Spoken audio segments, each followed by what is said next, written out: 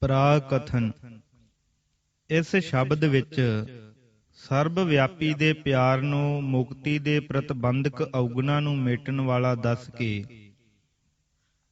ਗੁਰੂ ਦੁਆਰਾ ਉਸ ਦੀ ਪ੍ਰਾਪਤੀ ਪਰ ਜ਼ੋਰ ਦਿੱਤਾ ਹੈ। ਸ੍ਰੀ ਰਾਗ ਮਹੱਲਾ ਪਹਿਲਾ। ਸਤਿਗੁਰ ਪੂਰਾ ਜੇ ਮਿਲੈ ਪਾਈਐ ਰਤਨ ਵਿਚਾਰ। ਮਨ ਦੀਜੈ ਗੁਰ ਆਪਣੇ ਪਾਈਐ ਸਰਬ ਪਿਆਰ। ਮੁਕਤ ਪਦਾਰਥ ਪਾਈਐ ਅਵਗੁਣ ਮੇਟਣ ਹਾਰ। ਭਾਈ ਰੇ ਗੁਰ ਬਿਨ ਗਿਆਨ ਨ ਹੋਇ। ਪੁੱਛੋ ਬ੍ਰਹਮੈ ਨਾਰਦੈ ਵੇਦ ਬਿਆਸੈ ਕੋਇ। ਰਹਾਉ। ਅਰਥ ਰਹਾਉ ਤੋਂ ਤੁਰੇਗਾ। ਭਾਈ ਰੇ ਗੁਰ ਬਿਨ ਗਿਆਨ ਨ ਹੋਇ। ਹੇ ਭਾਈ, ਗੁਰੂ ਦੇ ਬਿਨਾ ਗਿਆਨ ਪ੍ਰਾਪਤ ਨਹੀਂ ਹੁੰਦਾ। ਪੁੱਛੋ ਬ੍ਰਹਮੈ ਨਾਰਦੈ ਵੇਦ ਬਿਆਸੈ ਕੋਇ। ਰਹਾਉ। ਜੇ ਕਿਸੇ ਹੋਰ ਦੀ ਉਗਾਹੀ ਦੀ ਲੋੜ ਹੈ ਤਾਂ ਕੋਈ ਬ੍ਰਹਮਾ ਨੂੰ ਕੀ ਵੇਦ ਵਾਲੇ ਬਿਆਸ ਨਾਮੇ ਰਿਖੀ ਨੂੰ ਜਾਂ ਨਾਰਦ ਨਾਮੇ ਰਿਖੀ ਨੂੰ ਪੁੱਛ ਲਵੇ। ਰਹਾਉ। ਸਤਿਗੁਰ ਪੂਰਾ ਜੇ ਮਿਲੈ ਪਾਈਐ ਰਤਨ ਵਿਚਾਰ। ਸੋ ਇਹ ਗੱਲ ਸਿਧਾਂਤ ਆਤਮਿਕ ਹੈ ਕਿ ਜੇ ਪੂਰਾ ਗੁਰੂ ਸਤਿਗੁਰੂ ਮਿਲ ਪਵੇ ਤਦ ਸਾਧਾਰਨ ਵਿਚਾਰ ਨਹੀਂ, ਪਰ ਇੱਕ ਰਤਨ ਰੂਪੀ ਵਿਚਾਰ ਪਾਈ ਦੀ ਹੈ। ਮਨ ਦੀਜੈ ਗੁਰ ਆਪਣੇ ਪਾਈਐ ਸਰਬ ਪਿਆਰ। ਹਾਂ, ਆਪਣੇ ਗੁਰੂ ਨੂੰ ਜੇ ਮਨ ਅਰਪ ਦੇਵੀਏ ਤਾਂ ਉਸ ਤੋਂ ਸਰਬ ਵਿਆਪੀ ਦਾ ਪ੍ਰੇਮ ਪਾ ਲਈਦਾ ਹੈ। ਇਸ ਪ੍ਰੇਮ ਦੁਆਰਾ ਹੀ ਫਿਰ ਮੁਕਤ ਪਦਾਰਥ ਪਾਈਐ ਅਵਗੁਣ ਮੇਟਣ ਹਾਰ। ਮੁਕਤੀ ਰੂਪੀ ਪਦਾਰਥ ਪਾ ਲਈਦਾ ਹੈ। ਇਹੋ ਪ੍ਰੇਮ ਮੁਕਤੀ ਦੇ ਪ੍ਰਤਿਬੰਧਕ ਸਾਰੇ ਔਗੁਣਾਂ ਦੇ ਮੇਟਣ ਵਾਲਾ ਹੈ। ਪ੍ਰਸ਼ਨ। ਮੁਕਤੀ ਲਈ ਗਿਆਨ ਦੱਸਦੇ ਹਨ, ਗਿਆਨ ਕੀਕੂ ਆਵੇ। ਉੱਤਰ। ਗਿਆਨ ਧਿਆਨ ਧੁਨ ਜਾਣੀਐ ਅਕਥ ਕਹਾਵੈ ਸੋਇ। ਲਿਵ ਨੂੰ ਹੀ ਜਾਣੋ ਧਿਆਨ, ਲਿਵ ਨੂੰ ਹੀ ਜਾਣੋ ਗਿਆਨ। ਜੋ ਗੁਰੂ ਤੋਂ ਪ੍ਰਾਪਤ ਹੁੰਦੀ ਹੈ ਉਹ ਗੁਰੂ ਹੀ ਇਉਂ ਅਕਥ ਨੂੰ ਸਾਥੋਂ ਕਹਾਉਂਦਾ ਹੈ। ਸਫਲਿਓ ਬਿਰਖ ਹਰੀਆਵਲਾ ਛਾਵ ਕਨੇਰੀ ਹੋਇ। ਉਹ ਗੁਰੂ ਹਰੀਆਵਲੇ ਬ੍ਰਿਛ ਵਾਂਗੂ ਹੈ ਜਿਸ ਦੀ ਛਾਉ ਸਦਾ ਸੰਘਣੀ ਰਹਿੰਦੀ ਹੈ ਤੇ ਫਲਾਂ ਨਾਲ ਭਰਪੂਰ ਰਹਿੰਦਾ ਹੈ, ਅਰਥਾਤ ਸੁੱਖਾਂ ਦਾ ਸਫਲ ਦਾਤਾ ਹੈ। ਲਾਲਜ ਵੇ ਹਰਮਾਨ ਕੀ ਗੁਰ ਭੰਡਾਰੈ ਸੋਇ। ਅਥਵਾ ਇਉਂ ਆਖੋ ਕਿ ਉਹ ਗੁਰੂ ਬੜਾ ਧਨਾੜ ਦਾਤਾ ਹੈ ਜਿਸ ਗੁਰੂ ਦੇ ਭੰਡਾਰ ਲਾਲਾਂ ਜਵਾਹਰਾਂ ਤੇ ਮਾਨਕਾਂ ਨਾਲ ਭਰੇ ਪਏ ਹਨ। ਪ੍ਰਸ਼ਨ। ਉਸ ਭੰਡਾਰੇ ਤੋਂ ਕੀ ਕੁਛ ਲੱਜਦਾ ਹੈ? ਉੱਤਰ। ਗੁਰ ਭੰਡਾਰੈ ਪਾਈਐ ਨਿਰਮਲ ਨਾਮ ਪਿਆਰ। ਗੁਰੂ ਦੇ ਉਸ ਭਰੇ ਪਏ ਭੰਡਾਰੇ ਤੋਂ ਨਿਰਮਲ ਨਾਮ ਦਾ ਪਿਆਰ ਪਾਈਦਾ ਹੈ। ਸਾਚੋ ਵਖਰ ਸੰਚੀਐ ਪੂਰੈ ਕਰਮ ਅਪਾਰ। ਉਸ ਦੀ ਪੂਰਨ ਮਿਹਰ ਨਾਲ ਨਾਮ ਧਨ ਰੂਪੀ ਸੱਚਾ ਤੇ ਅਪਾਰ ਵਖਰ ਇਕੱਠਾ ਕਰੀਦਾ ਹੈ। ਸੁਖ ਦਾਤਾ ਦੁਖ ਮੇਟਣੋ ਸਤਿਗੁਰ ਅਸੁਰ ਸੰਘਾਰ। ਉਹ ਗੁਰੂ ਇਤਨੀ ਸਮਰੱਥਾ ਵਾਲਾ ਹੈ ਕਿ ਹਰ ਪ੍ਰਕਾਰ ਦੇ ਵਿਘਨਾਂ ਤੇ ਵਿਕਾਰਾਂ ਦਾ ਜੋ ਰਾਖਸ਼ਾਂ ਵਾਂਗੂ ਆ ਪੈਂਦੇ ਹਨ ਮਾਰਨੇ ਵਾਲਾ ਹੈ। ਭਾਵ ਇਹ ਕਿ ਨਾਮ ਦਾ ਮਾਰਗ ਨਿਰਵਿਘਨ ਹੈ, ਕਿਉਂਕਿ ਗੁਰੂ ਜੋ ਅਸੁਰ ਸੰਘਾਰ ਹੈ ਸਹਾਈ ਹੁੰਦਾ ਹੈ।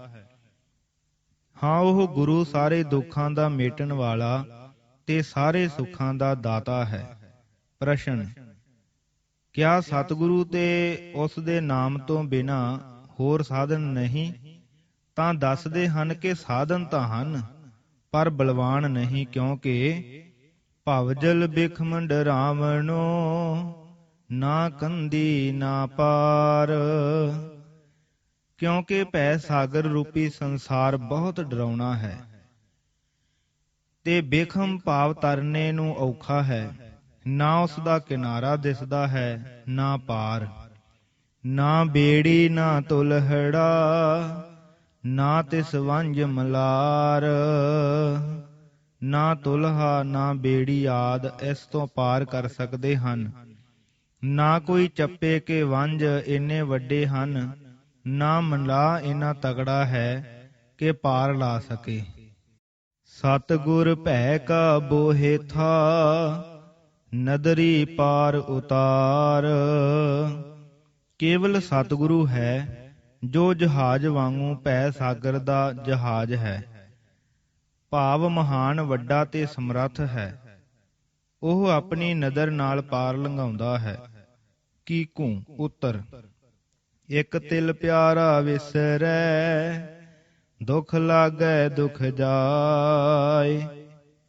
ਗੁਰੂ ਨਦਰ ਕਰਕੇ ਨਾਮ ਬਖਸ਼ਦਾ ਹੈ, ਤੇ ਨਾਮ ਨੂੰ ਇੰਨਾ ਦ੍ਰਿੜ ਕਰਾ ਦਿੰਦਾ ਹੈ ਕਿ ਇੱਕ ਤਿਲ ਪਿਆਰਾ ਭੁੱਲੇ ਤਾਂ ਜਾਣੀਦਾ ਹੈ ਰੋਗੀ ਹੋ ਗਏ ਹਾਂ, ਤੇ ਸੁੱਖ ਦੂਰ ਹੋ ਗਿਆ ਹੈ। ਉਸੇ ਵੇਲੇ ਜੀ ਕਰਦਾ ਹੈ ਕਿ ਜਿਹਵਾ ਜਲੋ ਜਲਾਵਣੀ, ਨਾਮ ਨ ਜਪੈ ਰਸਾਏ। ਹੇ ਜੀਵ, ਜੋ ਹੁਣ ਰਸਮਈ ਹੋ ਕੇ ਨਾਮ ਨਹੀਂ ਜਪਦੀ, ਤੂੰ ਜਲਾਵਣੀ ਭਾਵ ਸਾੜੇ ਜਾਣ ਦੇ ਲਾਇਕ ਹੈ। ਸੋ ਸੜ ਹੀ ਜਾਵੇਂ, ਕਿਉਂਕਿ ਨਾਮ ਅਭਿਆਸ ਨਾ ਕੀਤਾ ਜਾਵੇ ਤਾਂ ਘਟ ਬਿਨਸੈ ਦੁਖ ਅਗਲੋ, ਜਮ ਪਕੜੈ ਪਛਤਾਏ। ਸਰੀਰ ਬਿਨਸਨ ਤੇ ਜਮ ਪਕੜੇਗਾ, ਫਿਰ ਬਹੁਤ ਦੁੱਖ ਵਾਪਰੇਗਾ ਤੇ ਜੀਵ ਪਛਤਾਏਗਾ। ਇਸ ਅੰਕ ਵਿੱਚ ਪਿਆਰਾ ਵਿਸਰੈ ਪਦਾਂ ਤੋਂ ਪਤਾ ਲੱਗਦਾ ਹੈ ਕਿ ਨਾਮ ਤੋਂ ਉੱਕਾ ਅਣਜਾਣੂਆਂ ਦਾ ਜ਼ਿਕਰ ਨਹੀਂ, ਪਰ ਜਿਨ੍ਹਾਂ ਨੂੰ ਨਾਮ ਮਿਲਿਆ ਹੈ ਸਿਮਰਦੇ ਤਾਂ ਹਨ, ਪਰ ਫੇਰ ਕਦੇ ਵਿਸਾਰਾ ਆ ਪੈਂਦਾ ਹੈ, ਉਹਨਾਂ ਦਾ ਜ਼ਿਕਰ ਹੈ। ਅਗਲੇ ਅੰਕ 6 ਤੋਂ ਸਾਫ਼ ਪਤਾ ਲੱਗਦਾ ਹੈ ਕਿ ਮੂਲੋਂ ਘੁੱਥੇ ਜਾ ਰਿਹਾਂ ਦਾ ਜ਼ਿਕਰ ਹੁਣ ਅੰਕ 6 ਵਿੱਚ ਸ਼ੁਰੂ ਹੋਇਆ ਹੈ।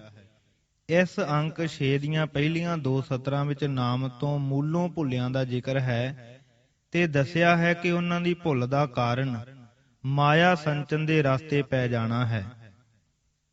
ਮੇਰੀ ਮੇਰੀ ਕਰ ਗਏ, ਤਨ ਧਨ ਕਲਤ ਨਾ ਸਾਥ।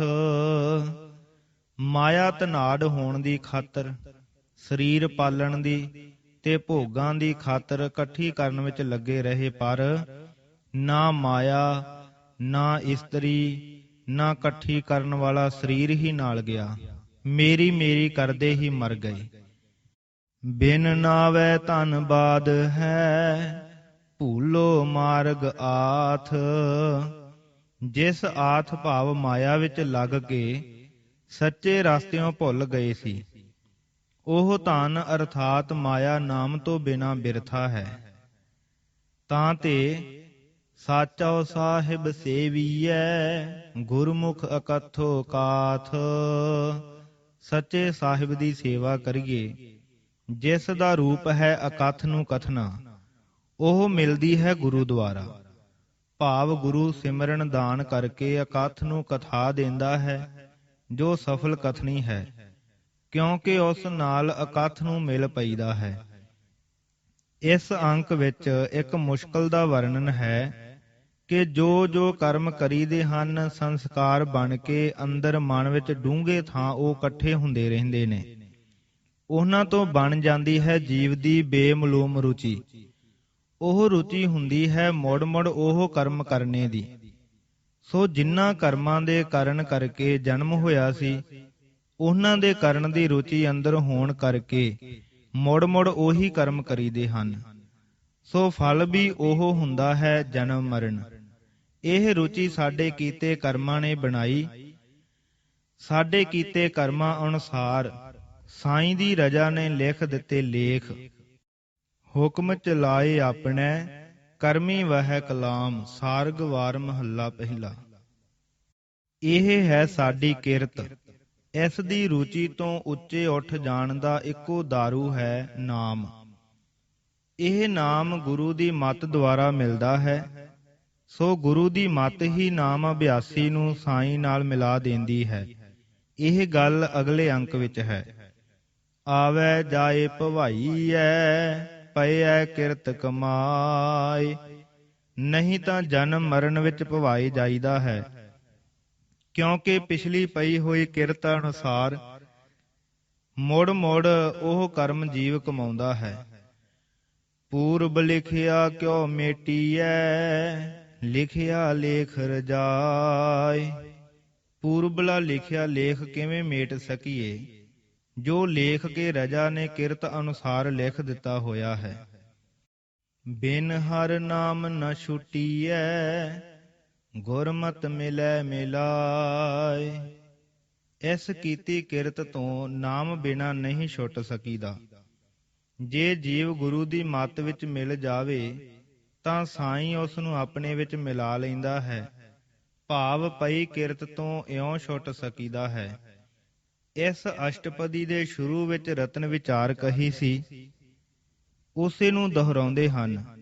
ਗੁਰੂ ਦੇ ਉਪਦੇਸ਼ ਦੀ ਵਿਚਾਰ ਪ੍ਰਾਪਤ ਹੋ ਜਾਣ ਤੇ ਨਾਮ ਜਪਿਆ ਨਾਮ ਲਿਵ ਬਣ ਗਿਆ ਸੀ।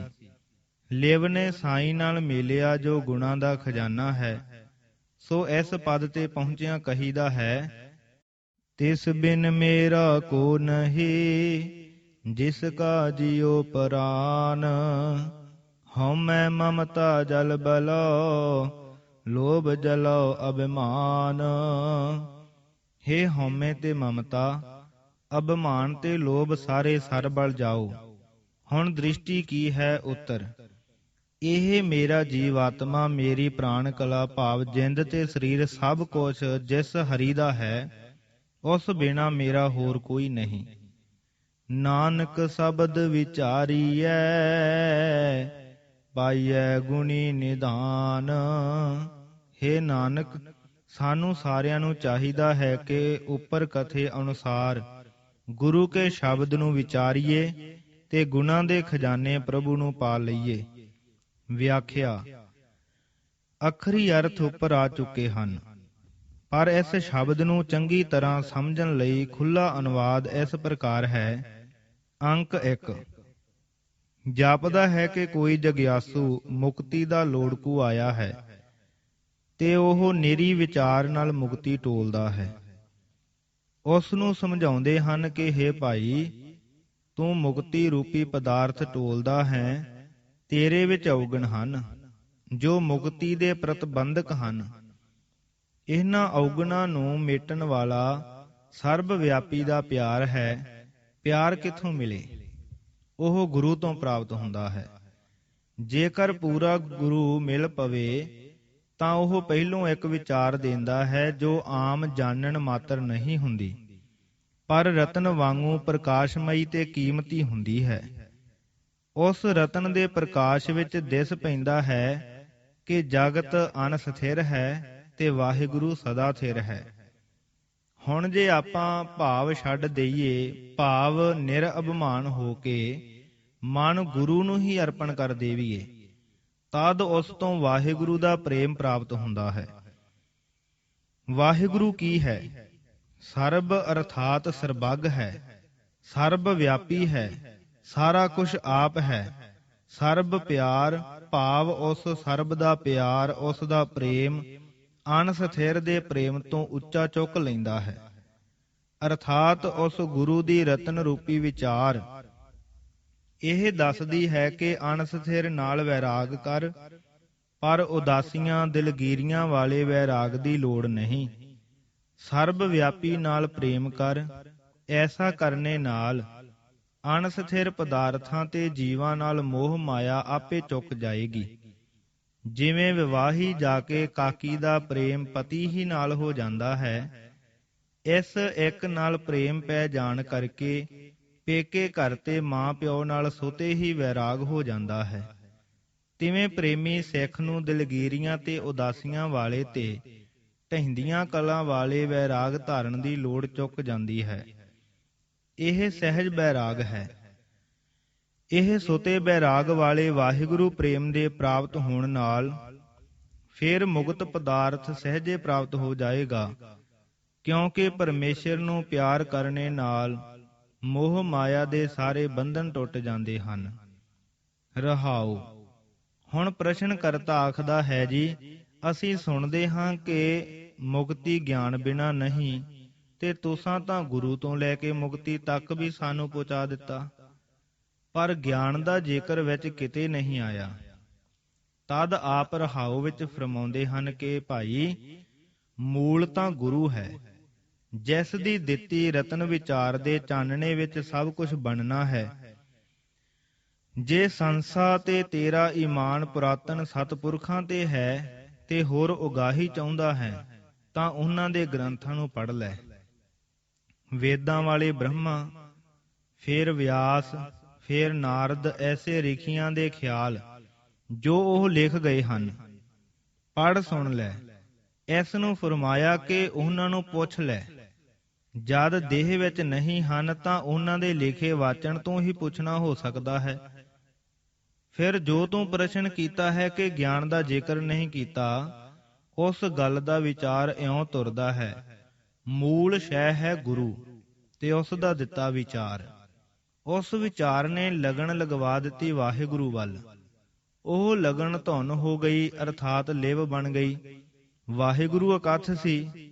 ਕੋਈ ਗਿਆਨੀ ਉਸ ਨੂੰ ਸਮੱਗਰ ਤੌਰ ਤੇ ਆਪਣੇ ਜਾਣਨ ਵਿੱਚ ਸਮਾ ਨਹੀਂ ਸਕਦਾ, ਨਾ ਦੱਸ ਸਕਦਾ ਹੈ। ਕੋਈ ਧਿਆਨੀ ਜੋਗੀ ਉਸ ਨੂੰ ਧਿਆਨ ਦਾ ਵਿਸ਼ਾ ਬਣਾ ਕੇ ਸਾਰੇ ਨੂੰ ਵਰਣਨ ਨਹੀਂ ਕਰ ਸਕਦਾ, ਪਰ ਉਹ ਗੁਰੂ ਉਸ ਅਕਥ ਨੂੰ ਸਾਥੋਂ ਕਹਾ ਦਿੰਦਾ ਹੈ। ਕਿਵੇਂ? ਨਾਮ ਤੇ ਗੁਣ ਕਥਨ ਦੁਆਰਾ ਕਹਾ ਕੇ ਲਿਵ ਪੈਦਾ ਕਰਕੇ ਲਿਵ ਦੁਆਰਾ ਮੇਲ ਦਿੰਦਾ ਹੈ। ਸੋ ਉਹ ਗੁਰੂ ਸਦਾ ਪ੍ਰਫੁੱਲਤ ਬ੍ਰਿਸ਼ ਹੈ, ਜਿਸ ਦੀ ਸੰਘਣੀ ਛਾਂ ਫੈਲ ਰਹੀ ਹੈ, ਜੋ ਜਗਿਆਸੂਆਂ ਨੂੰ ਆਤਮ ਸੁੱਖਾਂ ਦੀ ਦਾਤੀ ਹੈ, ਅਤੇ ਉਸ ਗੁਰੂ ਪਾਸ ਰਤਨਾਂ, ਜਵਾਹਰਾਂ, ਮਾਣਕਾਂ, ਸਰੀਖੇ ਅਮੋਲਕ ਰਤਨ ਹਨ। ਇੱਥੇ ਅੰਕ 2 ਮੁੱਕਾ। ਅੰਕ 3। ਗੁਰੂ ਦੇ ਭੰਡਾਰੇ ਤੋਂ ਨਾਮ ਦਾ ਨਿਰਮਲ ਪਿਆਰ ਮਿਲਦਾ ਹੈ, ਜਾਂ ਨਿਰਮਲ ਕਰਨੇ ਵਾਲੇ ਨਾਮ ਦਾ ਪਿਆਰ ਮਿਲਦਾ ਹੈ, ਜਿਸ ਤੋਂ ਸੱਚਾ ਵੱਖਰ ਸੱਚ ਦਾ ਇਕੱਠਾ ਹੁੰਦਾ ਹੈ। ਉਹ ਸਤਿਗੁਰੂ ਵਿਕਾਰਾਂ ਵਿਘਨਾਂ ਰੂਪੀ ਦੈਂਤਾਂ ਦਾ ਨਾਸ਼ ਕਰਨੇ ਵਾਲਾ ਹੈ, ਤੇ ਦੁੱਖਾਂ ਦੇ ਮੇਟਣ ਵਾਲਾ ਹੈ, ਅਤੇ ਸੁੱਖਾਂ ਦਾ ਦਾਤਾ ਹੈ। ਅੰਕ 4। ਪ੍ਰਸ਼ਨ। ਐਡੀ ਡਾਢੀ ਲੋੜ ਸਤਿਗੁਰੂ ਦੀ ਕਿਉਂ ਹੈ? ਉੱਤਰ। ਇਹ ਜੋ ਸੰਸਾਰ ਰੂਪੀ ਸਮੁੰਦਰ ਹੈ, ਬੜਾ ਡਰਾਉਣਾ ਹੈ। ਇਸ ਨੂੰ ਤਰ ਸਕਣਾ ਬੜਾ ਔਖਾ ਹੈ, ਕਿਉਂਕਿ ਨਾ ਤਾਂ ਇਸ ਦਾ ਉਰਾਰਲਾ ਕੰਢਾ ਦਿਸਦਾ ਹੈ, ਨਾ ਇਸ ਦਾ ਪਾਰਲਾ ਦਿਸਦਾ ਹੈ। ਇਸ ਤੋਂ ਪਾਰ ਹੋਣ ਲਈ ਨਾ ਤਾਂ ਤੁਲਹਾ ਲੱਭਦਾ ਹੈ, ਨਾ ਬੇੜੀ ਖਿਆਉਣ ਲਈ ਵਾਂਸ ਲੱਭਦਾ ਹੈ, ਨਾ ਵਾਂਸ ਲਾਉਣ ਲਈ ਮਲਾਹ। ਇਸ ਭੈ ਸਾਗਰ ਤੋਂ ਤਰਨੇ ਦਾ ਵਸੀਲਾ ਜਹਾਜ਼ ਰੂਪੀ ਸਤਿਗੁਰੂ ਹੈ, ਜੋ ਆਪਣੀ ਮਿਹਰ ਦੀ ਨਜ਼ਰ ਨਾਲ ਪਾਰ ਲੰਘਾਉਂਦਾ ਹੈ। ਅੰਕ 5। ਗੁਰੂ ਦੀ ਮਿਹਰ ਦਾ ਰੂਪ ਹੈ ਪਰਮੇਸ਼ਰ ਨੂੰ ਸਿਮਰਨ ਕਰਨਾ। ਇਹ ਨਾਮ ਜਿਨ੍ਹਾਂ ਨੂੰ ਉਹ ਦੇ ਦਿੰਦਾ ਹੈ, ਉਹਨਾਂ ਦੀ ਹਾਲਤ ਇਹ ਹੋ ਜਾਂਦੀ ਹੈ ਕਿ ਜੇ ਇੱਕ ਪਲ ਭਰ ਉਹ ਪਿਆਰਾ ਪ੍ਰਭੂ ਉਹਨਾਂ ਨੂੰ ਵਿਸਰ ਜਾਵੇ, ਤਦ ਉਹਨਾਂ ਨੂੰ ਨਾਮ ਤੋਂ ਪ੍ਰਾਪਤ ਹੋਇਆ ਸੁੱਖ ਦੂਰ ਹੋ ਜਾਂਦਾ ਹੈ, ਤੇ ਦੁੱਖ ਆ ਵਾਪਰਦਾ ਹੈ। ਇੱਕ ਤਿਲ ਪਿਆਰਾ ਵਿਸਰੈ, ਰੋਗ ਵੱਡਾ ਮਨ ਮਾਹੇ। ਸ੍ਰੀ ਰਾਗ ਮਹੱਲਾ ਪਹਿਲਾ। ਜੈ ਤਨ ਬਾਣੀ ਵਿਸਰ ਜਾਏ, ਜੋ ਪੱਕਾ ਰੋਗੀ ਵਿਲ ਲਾਏ। ਧਨਾਸਰੀ ਮਹੱਲਾ ਪਹਿਲਾ। ਤੇ ਜੀ ਕਰਦਾ ਹੈ ਕਿ ਇਹ ਨਾਮ ਤੋਂ ਉਚਕੀ ਸਾੜਨ ਜੋਗੀ ਜੀਭ ਸੜ ਹੀ ਜਾਵੇ, ਜੋ ਰਸਮਈ ਹੋ ਕੇ ਨਾਮ ਨਹੀਂ ਜਪਦੀ। ਉਸ ਵੇਲੇ ਡਰ ਲੱਗਦਾ ਹੈ ਕਿ ਹੇ ਮਨ, ਜੇ ਹੁਣ ਸਰੀਰ ਬਿਨ ਸਜਾਏ ਤੇ ਜਮ ਆ ਪਕੜੇ, ਤਾਂ ਤੈਨੂੰ ਆਪਣੇ ਇਸ ਨਾਮ ਵਿਸਾਰਨ ਤੋਂ ਦੁੱਖ ਬਹੁਤਾ ਹੋ ਕੇ ਲੱਗੇਗਾ ਤੇ ਪਛਤਾਏਗਾ। ਅੰਕ 6। ਗੁਰੂ ਤੇ ਨਾਮ ਦੀ ਲੋੜ ਤੇ ਲਾਭ ਦੱਸ ਕੇ ਹੁਣ ਗੁਰੂ ਤੋਂ ਵਿਹੂਣੇ ਨਾਮ ਤੋਂ ਸਖਣੇ ਰਹੇ ਜੀਵਾਂ ਦੀ ਦਸ਼ਾ ਵਰਣਨ ਕਰਦੇ ਹਨ। ਜੋ ਲੋਕ ਤਨ ਦੇ ਪਾਲਣ ਲਈ ਧਨ ਤੇ ਧਨ ਦੇ ਵਿਸ਼ੇਸ਼ ਮਾਨਣ ਲਈ ਇਸਤਰੀ ਆਦਿ ਵਿੱਚ ਰਚੇ ਰਹੇ, ਉਹਨਾਂ ਦੇ ਨਾਲ ਨਾ ਤਨ ਨਾ ਧਨ ਨਾ ਇਸਤਰੀ ਗਈ, ਉਹ ਹਰ ਸ਼ੈ ਨੂੰ ਐਵੇਂ ਮੇਰੀ ਮੇਰੀ ਕਰਦੇ ਮਰ ਗਏ। ਉਹ ਪ੍ਰਭੂ ਮਿਲਣੇ ਦੇ ਮਾਰਗ ਤੋਂ ਉੱਕ ਕੇ ਮਾਇਆ ਦੇ ਮਾਰਗ ਤੇ ਪੈ ਕੇ ਭੁੱਲੀ ਪੈ ਗਏ। ਇਸ ਕਰਕੇ ਉਹਨਾਂ ਨੂੰ ਸਮਝ ਨਾ ਪਈ ਕਿ ਨਾਮ ਤੋਂ ਬਿਨਾਂ ਸੰਸਾਰਕ ਧਨ ਬ੍ਰਿਥਾ ਹੈ। ਇਸ ਲਈ ਚਾਹੀਦਾ ਹੈ ਕਿ ਹੁਣ ਹੀ ਸੱਚੇ ਸਾਹਿਬ ਦੀ ਸੇਵਾ ਕਰੀਏ ਤੇ ਗੁਰੂ ਦੁਆਰਾ ਉਸ ਅਕਥ ਪ੍ਰਭੂ ਨੂੰ ਕਥੀਏ। ਭਾਵ ਉਸ ਵਰਣਨ ਨਾ ਕੀਤੇ ਜਾ ਸਕਣ ਵਾਲੇ ਨੂੰ ਗੁਰੂ ਦੁਆਰਾ ਗਾ ਸਿਮਰ ਕੇ ਗਾ ਕਥ ਲਈਦਾ ਹੈ, ਜਿਸ ਤੋਂ ਪ੍ਰਭੂ ਨੂੰ ਮਿਲ ਪਈਦਾ ਹੈ। ਅੰਕ 7। ਪ੍ਰਸ਼ਨ। ਐਸਾ ਕਰ ਸਕਣਾ ਬੜਾ ਕਠਿਨ ਹੈ, ਕਿਉਂਕਿ ਕੀਤੇ ਕਰਮਾਂ ਅਨੁਸਾਰ ਉਹ ਜਿਹੇ ਕਰਮ ਫੇਰ ਫੇਰ ਕਰਨੇ ਦੀ ਬੇਬੱਥੀ ਆਦਤ ਪੈ ਗਈ ਹੈ। ਉਸ ਕਰਕੇ ਜਨਮ ਮਰਨ ਵਿੱਚ ਭਵਾਏ ਜਾਂਦੇ ਰਹੀਦਾ ਹੈ। ਸੋ ਕੀਤੇ ਕਰਮਾਂ ਅਨੁਸਾਰ ਲਿਖਿਆ ਪੂਰਬਲਾ ਲੇਖ ਕਿਵੇਂ ਮੇਟੀਏ, ਜੋ ਲੇਖ ਕੇ ਸਾਈਂ ਦੀ ਰਜਾ ਨੇ ਆਪ ਲਿਖਿਆ ਹੈ। ਇਸ ਦਾ ਉਪਰਾਲਾ ਹੈ ਗੁਰੂ ਦੀ ਮੱਤ। ਜੇ ਗੁਰੂ ਦੀ ਮੱਤ ਜੀਵ ਨੂੰ ਮਿਲ ਪਵੇ ਤਾਂ ਉਹ ਪ੍ਰਭੂ ਨਾਲ ਮਿਲਾ ਦਿੰਦੀ ਹੈ। ਪ੍ਰਸ਼ਨ। ਉਹ ਮੱਤ ਕੀ ਹੁੰਦੀ ਹੈ? ਉੱਤਰ। ਹਰੀ ਦਾ ਨਾਮ। ਹਰੀ ਦੇ ਨਾਮ ਤੋਂ ਬਿਨਾਂ ਕਿਵੇਂ ਵੀ ਛੁੱਟ ਨਹੀਂ ਸਕੀਦਾ। ਹੈ ਭਾਈ, ਤੂੰ ਆਪ ਹੁਣ ਪੱਕੀ ਤਰ੍ਹਾਂ ਸਮਝ ਲੈ ਕਿ ਜਿਸ ਹਰੀ ਦਾ ਦਿੱਤਾ ਹੋਇਆ ਮੇਰਾ ਜੀਉ ਹੈ ਤੇ ਇਹ ਮੇਰੀ ਪ੍ਰਾਣ ਕਲਾ ਹੈ, ਉਸ ਬਿਨਾਂ ਮੇਰਾ ਆਪਣਾ ਹੋਰ ਕੋਈ ਨਹੀਂ। ਨਾ ਤਨ ਨਾ ਧਨ ਨਾ ਇਸਤਰੀ ਨਾ ਮੇਰੀ ਮਮਤਾ ਜੋ ਇਹਨਾਂ ਵਿੱਚ ਲੱਗ ਰਹੀ ਹੈ, ਨਾ ਹਉਮੈ ਜੋ ਮਮਤਾ ਦਾ ਮੂਲ ਹੈ।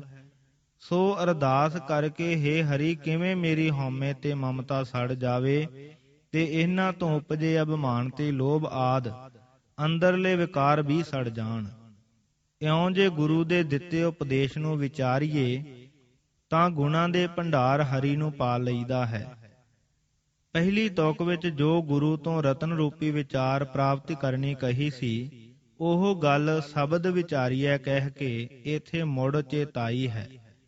ਨਿਰੁਕਤ। ਰਤਨ ਵਿਚਾਰ ਦਾ ਭਾਵ ਹੈ ਰਤਨ ਰੂਪੀ ਵਿਚਾਰ, ਉਹ ਵਿਚਾਰ ਜੋ ਬਹੁਤ ਕੀਮਤੀ ਹੈ।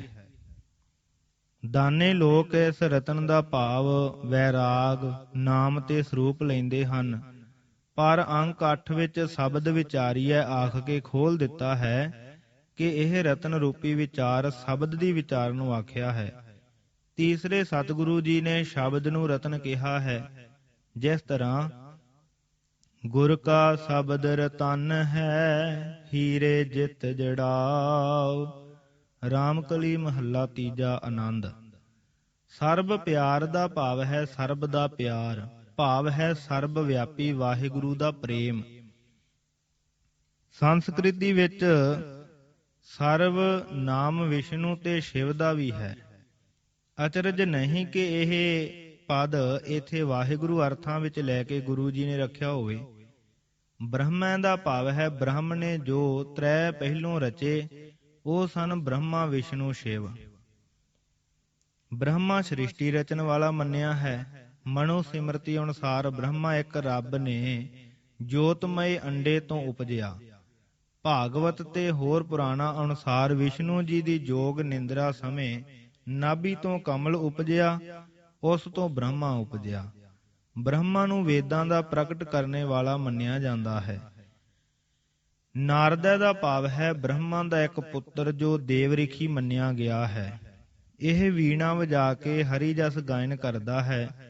ਰਿਗ ਵੇਦ ਵਿੱਚ ਕੁਝ ਮੰਤਰ ਹਨ ਜਿਨ੍ਹਾਂ ਦੇ ਕਰਤਾ ਦਾ ਨਾਮ ਨਾਰਦ ਹੈ।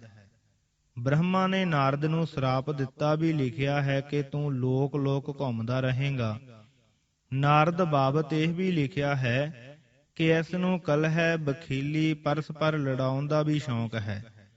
ਨਾਰਦ ਦੇ ਨਾਮ ਤੇ ਇੱਕ ਪੁਰਾਣ ਵੀ ਹੈ ਜਿਸ ਵਿੱਚ ਨਾਰਦ ਨੂੰ ਸਨਕਾਦਿਕ ਨੇ ਉਪਦੇਸ਼ ਦਿੱਤਾ ਹੈ। ਵੇਦ ਵਿਆਸ ਦਾ ਭਾਵ ਹੈ ਉਹ ਵਿਆਸ ਰਿਖੀ ਜਿਸ ਨੇ ਵੇਦ ਸੰਪਾਦਨ ਕੀਤੇ। ਮੰਨਿਆ ਗਿਆ ਹੈ 18 ਪੁਰਾਣ, ਭਾਗਵਤ, ਮਹਾਭਾਰਤ ਆਦਿ ਦਾ ਵੀ ਕਰਤਾ ਜਾਂ ਸੰਪਾਦਨ ਕਰਤਾ ਇਹਨਾਂ ਨੂੰ ਮੰਨਦੇ ਹਨ। ਵੇਦਾਂਤ ਦੀ ਰਚਨਾ ਵੀ ਇਹਨਾਂ ਤੋਂ ਹੋਈ ਖਿਆਲ ਕਰਦੇ ਹਨ। ਇਹ ਪਰਾਸਰ ਰਿਖੀ ਦੇ ਪੁੱਤਰ ਸਨ ਜੋ ਮਤਸੈ ਗੰਧਾ ਸਤਵਤੀ ਦੇ ਉਦਰ ਤੋਂ ਉਪਜੇ ਸੀ। ਇਹਨਾਂ ਦਾ ਨਾਮ ਕ੍ਰਿਸ਼ਨ ਦੁਐਪਾਇਨ ਸੀ। ਪ੍ਰਸਿੱਧ ਨਾਮ ਵਿਆਸ ਹੈ। ਵੇਦਾਂ ਦਾ ਸੰਗ੍ਰਹਿ ਜਾਂ ਸੰਕਲਨ ਕਰਨਾ ਕਰਕੇ ਇਹਨਾਂ ਨੂੰ ਵੇਦ ਵਿਆਸ ਆਖਦੇ ਹਨ। ਧੁਨ ਦਾ ਭਾਵ ਹੈ ਸੰਸਕ੍ਰਿਤੀ ਵਿੱਚ ਧੁਨ ਭਾਵ ਆਵਾਜ਼ ਕਰਨੀ। ਇਸ ਤੋਂ ਬਣਦਾ ਹੈ ਪਦ ਧੁਨੀ, ਜਿਸ ਦੇ ਅਰਥ ਹਨ ਸ਼ਬਦ, ਆਵਾਜ਼। ਪਦ ਦੇ ਵਿਅੰਗ ਅਰਥ ਜੋ ਵਿਅੰਗ ਤੋਂ ਵਧੇਰੇ ਚਮਤਕਾਰ ਵਾਲਾ ਹੋਵੇ। ਇੱਕ ਧਾਤੂ ਹੈ ਧੋ ਭਾਵ ਹਿੱਲਣਾ। ਇਸ ਤੋਂ ਪਦ ਬਣਦਾ ਹੈ ਧੁਨ ਭਾਵ ਕੰਬਣੀ, ਕਿਸੇ ਕੰਮ ਦੇ ਕਰਨ ਦੀ ਲਗਾਤਾਰ ਲਗਨ। ਇਸ ਦੇ ਫੇਰ ਕਈ ਹੋਰ ਅਰਥ ਤੇ ਵਰਤਾਵ ਬਣਦੇ ਹਨ, ਜਿਵੇਂ ਡੂੰਘੀ ਵਿਚਾਰ, ਮਨ ਦਾ ਤਰੰਗ, ਤਰਜ ਧਾਰਨਾ। ਜਿਵੇਂ ਕਹੀਦਾ ਹੈ ਇਹ ਗੀਤ ਫਲਾਣੇ ਗੀਤ ਦੀ ਧੁਨ ਤੇ ਗਾਉਣਾ ਹੈ। ਸ਼ਬਦ, ਲੈ, ਆਵਾਜ਼, ਲਗਨ, ਕਿਸੇ ਕੰਮ ਵਿੱਚ ਸਭ ਪਾਸਿਓਂ ਰੁਕ ਕੇ ਲੱਗ ਜਾਣ ਦੀ ਕਿਰਿਆ ਲਿਵ। ਨਾਦ ਜੋਗ ਵਿੱਚ 10ਵੇਂ ਦੁਆਰ ਦੇ ਅਨਾਹਤ ਸ਼ਬਦ ਦੀ ਨਿਰੰਤਰਤਾ ਨੂੰ ਧੁਨ ਆਖਦੇ ਹਨ। ਇਹਨਾਂ ਗੱਲਾਂ ਕਰਕੇ ਇਸ ਤੁਕ ਦੇ ਅਰਥ ਕਰਨ ਵਿੱਚ ਗੁਣੀ ਜਨਾਂ ਦੇ ਖਿਆਲ ਕੁਛ ਵਖੇਵੇਂ ਵਾਲੇ ਹੋ ਜਾਂਦੇ ਹਨ, ਜੋ ਇਸ ਪ੍ਰਕਾਰ ਹਨ। ਨੰਬਰ 1 ਧੁਨ, ਗੁਰੂ ਦੀ ਆਵਾਜ਼।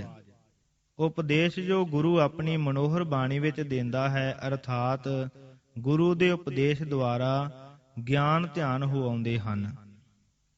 ਨੰਬਰ 2 ਧੁਨ ਦਾ ਭਾਵ ਉਹ ਸੱਦ ਜੋ ਗਾਇਨ ਜਾਂ ਵਜਾਉਣ ਤੋਂ ਹੁੰਦੀ ਹੈ, ਭਾਵ ਗੁਰੂ ਦੇ ਸ਼ਬਦਾਂ ਦੇ ਗਾਇਨ ਦੀ ਆਵਾਜ਼, ਗੁਰਬਾਣੀ ਦੇ ਸੰਕੀਰਤਨ ਦੀ ਲਗਾਤਾਰੀ ਆਵਾਜ਼, ਅਰਥਾਤ ਗੁਰਬਾਣੀ ਦਾ ਕੀਰਤਨ ਸੁਣ ਕੇ ਗਿਆਨ ਧਿਆਨ ਹੋ ਆਉਂਦੇ ਹਨ। ਨੰਬਰ 3 10ਵੇਂ ਦੁਆਰ ਵਿੱਚ ਅਨਾਹਤ ਨਾਦ ਦੀ ਧੁਨ, ਅਰਥਾਤ ਜਦ ਅਨੁਭਵ ਹੁੰਦਾ ਹੈ ਤਾਂ ਗਿਆਨ ਧਿਆਨ ਹੋ ਆਉਂਦੇ ਹਨ। ਨੰਬਰ 4 ਇਸ ਤੁਕ ਦੇ ਅਰਥ ਵਾਸਤਵ ਵਿੱਚ ਰਾਮਕਲੀ ਮਹੱਲਾ ਪਹਿਲਾ ਵਿੱਚ ਆਏ ਇੱਕ ਸ਼ਬਦ ਤੋਂ ਖੁੱਲ੍ਹਦੇ ਹਨ। ਉਹ ਸ਼ਬਦ ਇਹ ਹੈ, ਰਾਮਕਲੀ ਮਹੱਲਾ ਪਹਿਲਾ। ਸਾਗਰ ਮਹਿ ਬੂੰਦ, ਬੂੰਦ ਮਹਿ ਸਾਗਰ, ਕਵਣ ਬੁਝੈ ਬਿਦ ਜਾਣੈ। ਉਤ ਪੁਜ ਚਲਤ ਆਪ ਕਰ ਚੀਨੈ, ਆਪੇ ਤਤ ਪਛਾਣੈ। ਐਸਾ ਗਿਆਨ ਵਿਚਾਰੈ ਕੋਈ, ਤਿਸ ਤੇ ਮੁਕਤ ਪਰਮਗਤ ਹੋਈ। ਰਹਾਉ ਦਿਨ ਮਹਿ ਰੈਣ, ਰੈਣ ਮਹਿ ਦਿਨਿਅਰ, ਉਸਨ ਸੀਤ ਬਿਦ ਸੋਈ। ਤਾਕੀ ਗਤ ਮਿਤ ਅਵਰ ਨ ਜਾਣੈ, ਗੁਰ ਬਿਨ ਸਮਝ ਨ ਹੋਈ। ਪੁਰਖ ਮਹਿ ਨਾਰ, ਨਾਰ ਮਹਿ ਪੁਰਖਾ, ਬੂਝੋ ਬ੍ਰਹਮ ਗਿਆਨੀ। ਧੁਨ ਮਹਿ ਧਿਆਨ, ਧਿਆਨ ਮਹਿ ਜਾਣਿਆ, ਗੁਰਮੁਖ ਅਕਥ ਕਹਾਣੀ। ਮਨ ਮਹਿ ਜੋਤ, ਜੋਤ ਮਹਿ ਮਨੁਆ, ਪੰਚ ਮਿਲੇ ਗੁਰ ਭਾਈ। ਨਾਨਕ ਤਿਨ ਕੈ ਸਦ ਬਲਿਹਾਰੀ, ਜਿਨ ਏਕ ਸ਼ਬਦ ਲਿਵ ਲਾਈ। ਇੱਥੇ ਤੁਕ 8 ਵਿੱਚ ਦੱਸਿਆ ਹੈ ਕਿ ਧੁਨ ਵਿੱਚ ਧਿਆਨ ਜੁੜ ਜਾਂਦਾ ਹੈ ਤੇ ਧਿਆਨ ਵਿੱਚ ਜੁੜ ਗਿਆ ਜਾਣਿਆ ਜਾਂਦਾ ਹੈ, ਭਾਵ ਗਿਆਨ ਹੋ ਆਉਂਦਾ ਹੈ। ਉਹ ਕਹਾਣੀ ਅਕਥ ਹੈ, ਉਹ ਗੁਰੂ ਦੁਆਰੇ ਸਮਝੇ ਪੈਂਦੀ ਹੈ। ਸੋ ਧੁਨ ਉਹ ਸ਼ੈ ਹੈ ਜਿਸ ਵਿੱਚ ਧਿਆਨ ਜੁੜਦਾ ਹੈ। ਗੁਰਮਤਿ ਅਨੁਸਾਰ ਉਹ ਲਿਵ ਹੈ। ਨਾਮ ਆਰਾਧਨ ਨਾਲ ਮਨ ਦਾ ਰੌ ਲਗਾਤਾਰੀ ਸਾਈਂ ਵਿੱਚ ਲੱਗ ਜਾਂਦਾ ਹੈ, ਹੋਰ ਪਾਸੇ ਖਿਆਲ ਜਾਣੋਂ ਰੁਕਦਾ ਹੈ। ਇਹ ਜੋ ਮਨ ਦਾ ਰੌ ਲਿਵ ਵਿੱਚ ਇੱਕ ਸਾਈਂ ਤੇ ਲੱਗ ਜਾਂਦਾ ਹੈ, ਇਹੀ ਧਿਆਨ ਹੈ। ਤੇ ਧਿਆਨ ਦੀ ਪ੍ਰਪੱਕਤਾ ਨੂੰ ਸਮਾਧੀ ਆਖਦੇ ਹਨ। ਸਮਾਧੀ ਵਿੱਚ ਧਿਆਤਾ ਧਿਆਨ ਧੇ ਇੱਕ ਹੋ ਜਾਂਦੇ ਹਨ। ਇਹੀ ਪੂਰਨ ਗਿਆਨ ਅਵਸਥਾ ਹੈ। ਸੋ ਧੁਨ ਤੋਂ ਮੁਰਾਦ ਹੋਈ ਨਾਮ ਅਭਿਆਸ ਦੁਆਰਾ ਪ੍ਰਾਪਤ ਹੋਈ ਵਾਹਿਗੁਰੂ ਜੀ ਵਿੱਚ ਲਗਾਤਾਰੀ ਲੱਗੀ ਲਿਵ। ਇਸ ਵਿੱਚ ਦਸਮ ਦੁਆਰ ਵਿੱਚ ਹੋਣ ਵਾਲੀ ਧੁਨ ਸ਼ਾਮਲ ਹੁੰਦੀ ਹੈ, ਕਿਉਂਕਿ ਪ੍ਰਭ ਕੈ ਸਿਮਰਨ ਅਨਹਦ ਝੁਨਕਾਰ ਗੁਰਵਾਕ ਹੈ। ਮੂਲ ਸਿਮਰਨ ਹੈ, ਇਹੋ ਲਗਾਤਾਰੀ ਹੋ ਕੇ ਬ੍ਰਿਤੀ ਦੀ ਲਿਵ ਹੈ। ਇਸੇ ਦਾ ਫਲ ਦਸਮ ਦੁਆਰ ਦੇ ਨਾਦ ਰਸ ਵਿੱਚ ਮਗਨਤਾ ਹੈ। ਤੇ ਜੋ ਨਾਮ ਦਾ ਅਭਿਆਸੀ ਹੈ, ਉਹ ਗੁਰੂ ਤੋਂ ਉਪਦੇਸ਼ ਲੈ ਕੇ ਨਾਮ ਵਿੱਚ ਲੱਗਾ ਹੈ। ਤੇ ਨਾਮ ਦਾ ਅਭਿਆਸੀ ਹਰੀ ਕੀਰਤਨ ਵਿੱਚ ਗੁਰੂ ਕੀ ਬਾਣੀ ਦੇ ਕੀਰਤਨ ਸੁਣਨ ਦਾ ਪ੍ਰੇਮੀ ਸੁਤੇ ਹੁੰਦਾ ਹੈ। ਕਹੈ ਨਾਨਕ ਗੁਰ ਪ੍ਰਸਾਦੀ, ਜਿਨ੍ਹਾਂ ਲਿਵ ਲਾਗੀ ਤਿਨੀ ਵਿੱਚੇ ਮਾਇਆ ਪਾਇਆ। ਰਾਮਕਲੀ ਮਹੱਲਾ ਤੀਜਾ। ਆਨੰਦ। ਲਿਵ ਲਾਏ ਹਰਿ ਸਿਉ ਰਹੀ ਗੋਇਲ, ਸਹਿਜ ਸ਼ਬਦ ਸਿਗਾਰੀਆ। ਬਿਲਾਵਲ ਮਹੱਲਾ ਪਹਿਲਾ। ਛੰਤ। ਲਿਵ ਲਾਗੀ ਨਾਮ ਤਜ ਦੂਜਾ ਭਾਉ। ਬਸੰਤ ਮਹੱਲਾ ਪਹਿਲਾ। ਦੂਜਾ ਭਾਉ ਛੱਡਣ ਨਾਲ ਨਾਮ ਵਿੱਚ ਲਿਵ ਲੱਗਦੀ ਹੈ, ਸੋ ਨਾਮ ਵਿੱਚ ਲਿਵ ਉੱਚੀ ਪ੍ਰਾਪਤੀ ਹੈ। ਕਹੈ ਨਾਨਕ ਸੋ ਤਤ ਪਾਏ, ਜਿਸਨੋ ਅਨ ਦਿਨ ਹਰ ਲਿਵ ਲਾਗੈ। ਜਾਗਤ ਰਹਿਣ ਵਿਹਾਣੀ। ਰਾਮਕਲੀ ਮਹੱਲਾ ਤੀਜਾ। ਆਨੰਦ। ਅਕਥ ਕਹਾਵੈ ਸੋਏ ਦਾ ਭਾਵ ਹੈ, ਉਹ ਗੁਰੂ ਅਕਥ ਨੂੰ ਕਹਾਉਂਦਾ ਹੈ ਸਿੱਖ ਤੋਂ। ਇਸੇ ਸ਼ਬਦ ਦੇ ਅੰਕ 5 ਵਿੱਚ ਫਰਮਾਇਆ ਹੈ, ਗੁਰਮੁਖ ਅਕਥੋ ਕਾਥ। ਜੈਸਾ ਕਿ ਤੀਸਰੇ ਸਤਿਗੁਰੂ ਜੀ ਨੇ ਆਪ ਆਵਾਜ਼ ਮਾਰ ਕੇ ਫਰਮਾਇਆ ਹੈ, ਆਵਹੋ ਸੰਤ ਪਿਆਰੇ ਹੋ, ਅਕਥ ਕੀ ਕਰਹਿ ਕਹਾਣੀ। ਰਾਮਕਲੀ ਮਹੱਲਾ ਤੀਜਾ। ਆਨੰਦ। ਅਸੁਰ ਸੰਘਾਰ ਦਾ ਭਾਵ ਹੈ ਰਾਖਸ਼ਾਂ ਦੇ ਮਾਰਨ ਵਾਲਾ। ਵੰਜ ਦਾ ਭਾਵ ਹੈ ਸੰਸਕ੍ਰਿਤੀ ਵਿੱਚ ਵੰਸ਼, ਹਿੰਦੀ ਵਿੱਚ ਬਾਂਸ, ਪੰਜਾਬੀ ਵਿੱਚ ਵਾਂਸ। ਵੰਜ ਵਾਂਸ ਉਹ ਵਾਂਸ ਜੋ ਮਲਾਹ ਕਿਸ਼ਤੀ ਚਲਾਉਣ ਲਈ ਲਾਉਂਦੇ ਹਨ। ਮਲਾਰ ਦਾ ਭਾਵ ਹੈ ਅਰਬੀ ਵਿੱਚ ਮਲਾਹ, ਭਾਵ ਕਿਸ਼ਤੀ ਚਲਾਉਣ ਵਾਲਾ। ਵਾਂਸਾਂ ਚੱਪਿਆਂ ਨਾਲ। ਪੁਰਾਤਨ ਪੰਜਾਬੀ ਵਿੱਚ ਮਲਾਹ, ਮਲਾਰ, ਮਲਾਹ। ਕਲੱਤ ਦਾ ਭਾਵ ਹੈ ਇਸਤਰੀ। ਆਥ ਦਾ ਭਾਵ ਹੈ ਮਾਇਆ ਵਿੱਚ ਲੱਗ ਕੇ। ਪ੍ਰਾਕਥਨ। ਪ੍ਰੇਮ ਬਿਨਾ ਪ੍ਰਾਪਤੀ ਨਹੀਂ ਹੈ, ਪਰ ਪ੍ਰੇਮ ਸੱਚਾ ਤੇ ਪੱਕਾ ਚਾਹੀਏ। ਐਸੇ ਪ੍ਰੇਮ ਨਾਲ ਹਉ ਟੁੱਟਦੀ ਤੇ ਆਪਾ ਸ਼ੁੱਧ ਹੁੰਦਾ ਹੈ। ਪ੍ਰੇਮ ਗੁਰੂ ਤੋਂ ਮਿਲਦਾ ਹੈ। ਗੁਰੂ ਤੋਂ ਗੁਰਮਤਿ ਦੇ ਗੁਰ ਸ਼ਬਦ ਦੁਆਰਾ ਪ੍ਰੇਮ ਮਿਲਦਾ ਹੈ। ਗੁਰਮੁਖ ਇਹ ਕੁਛ ਗੁਰੂ ਤੋਂ ਲੈ ਲੈਂਦਾ ਹੈ। ਮਨਮੁਖ ਆਪੇ ਦੇ ਆਸਰੇ ਤੇ ਹੋਣ ਕਰਕੇ ਅਗਿਆਨ ਵਿੱਚ ਰਹਿੰਦਾ ਹੈ। ਗਾਫਲ ਭੋਗਾਂ ਕਰਕੇ ਅਗਿਆਨ ਵਿੱਚ ਰਹਿੰਦਾ ਹੈ। ਦੋਏ ਸਾਈਂ ਤੋਂ ਵਿਛੜੇ ਰਹਿ ਕੇ ਚੋਟਾਂ ਖਾਂਦੇ ਹਨ, ਤਾਂ ਤੇ ਗੁਰੂ ਨੂੰ ਮਿਲ ਕੇ ਗੁਰੂ ਸ਼ਬਦ ਦੁਆਰਾ ਤੁਰੋ। ਸ੍ਰੀ ਰਾਗ ਮਹੱਲਾ ਪਹਿਲਾ।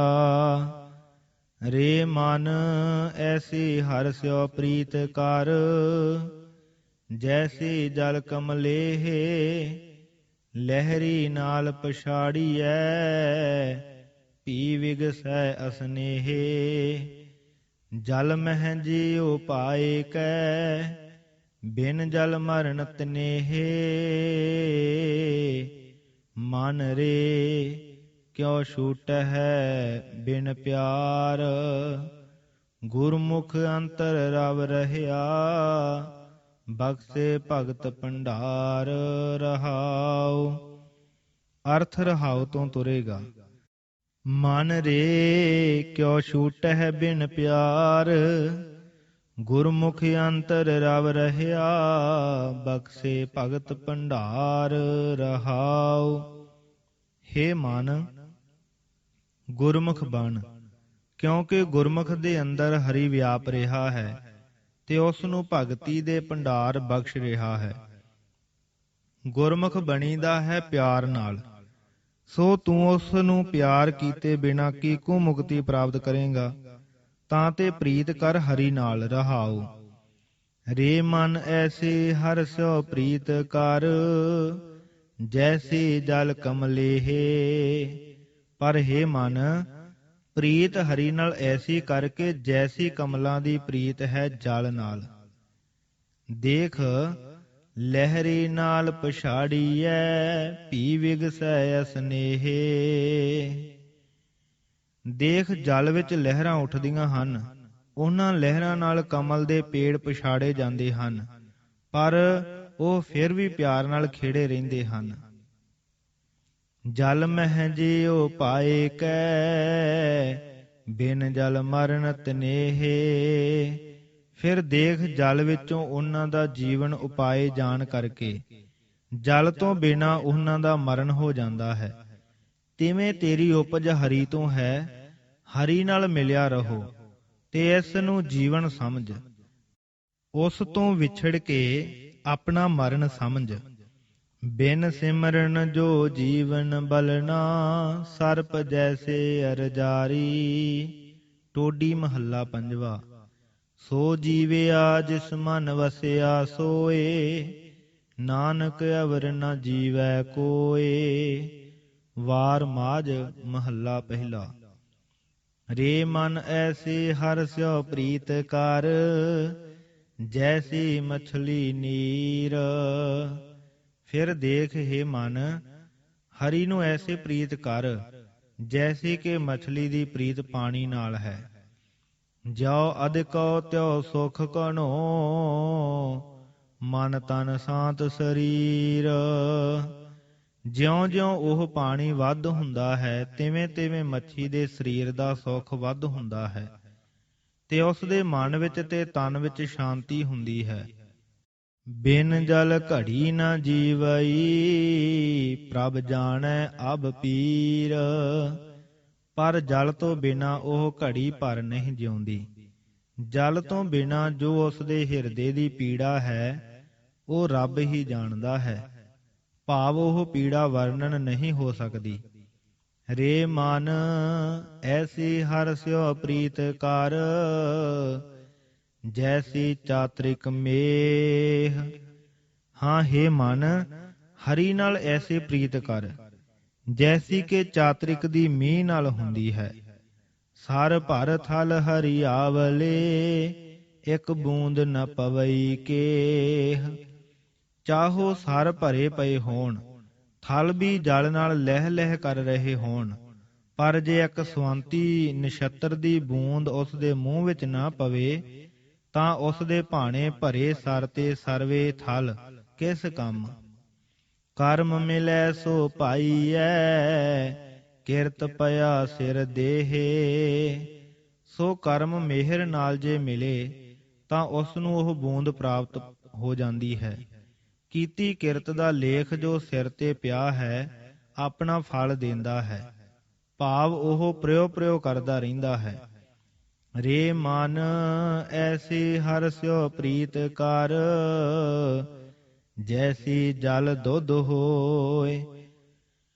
ਹੇ ਮਨ, ਹਰੀ ਨਾਲ ਐਸੀ ਪ੍ਰੀਤ ਕਰ ਜੈਸੀ ਜਲ ਦੀ ਦੁੱਧ ਨਾਲ ਹੁੰਦੀ ਹੈ। ਆ ਵਟਣ ਆਪੇ ਖਵੈ, ਦੁੱਧ ਕਉ ਖਪਣ ਨਾ ਦੇ।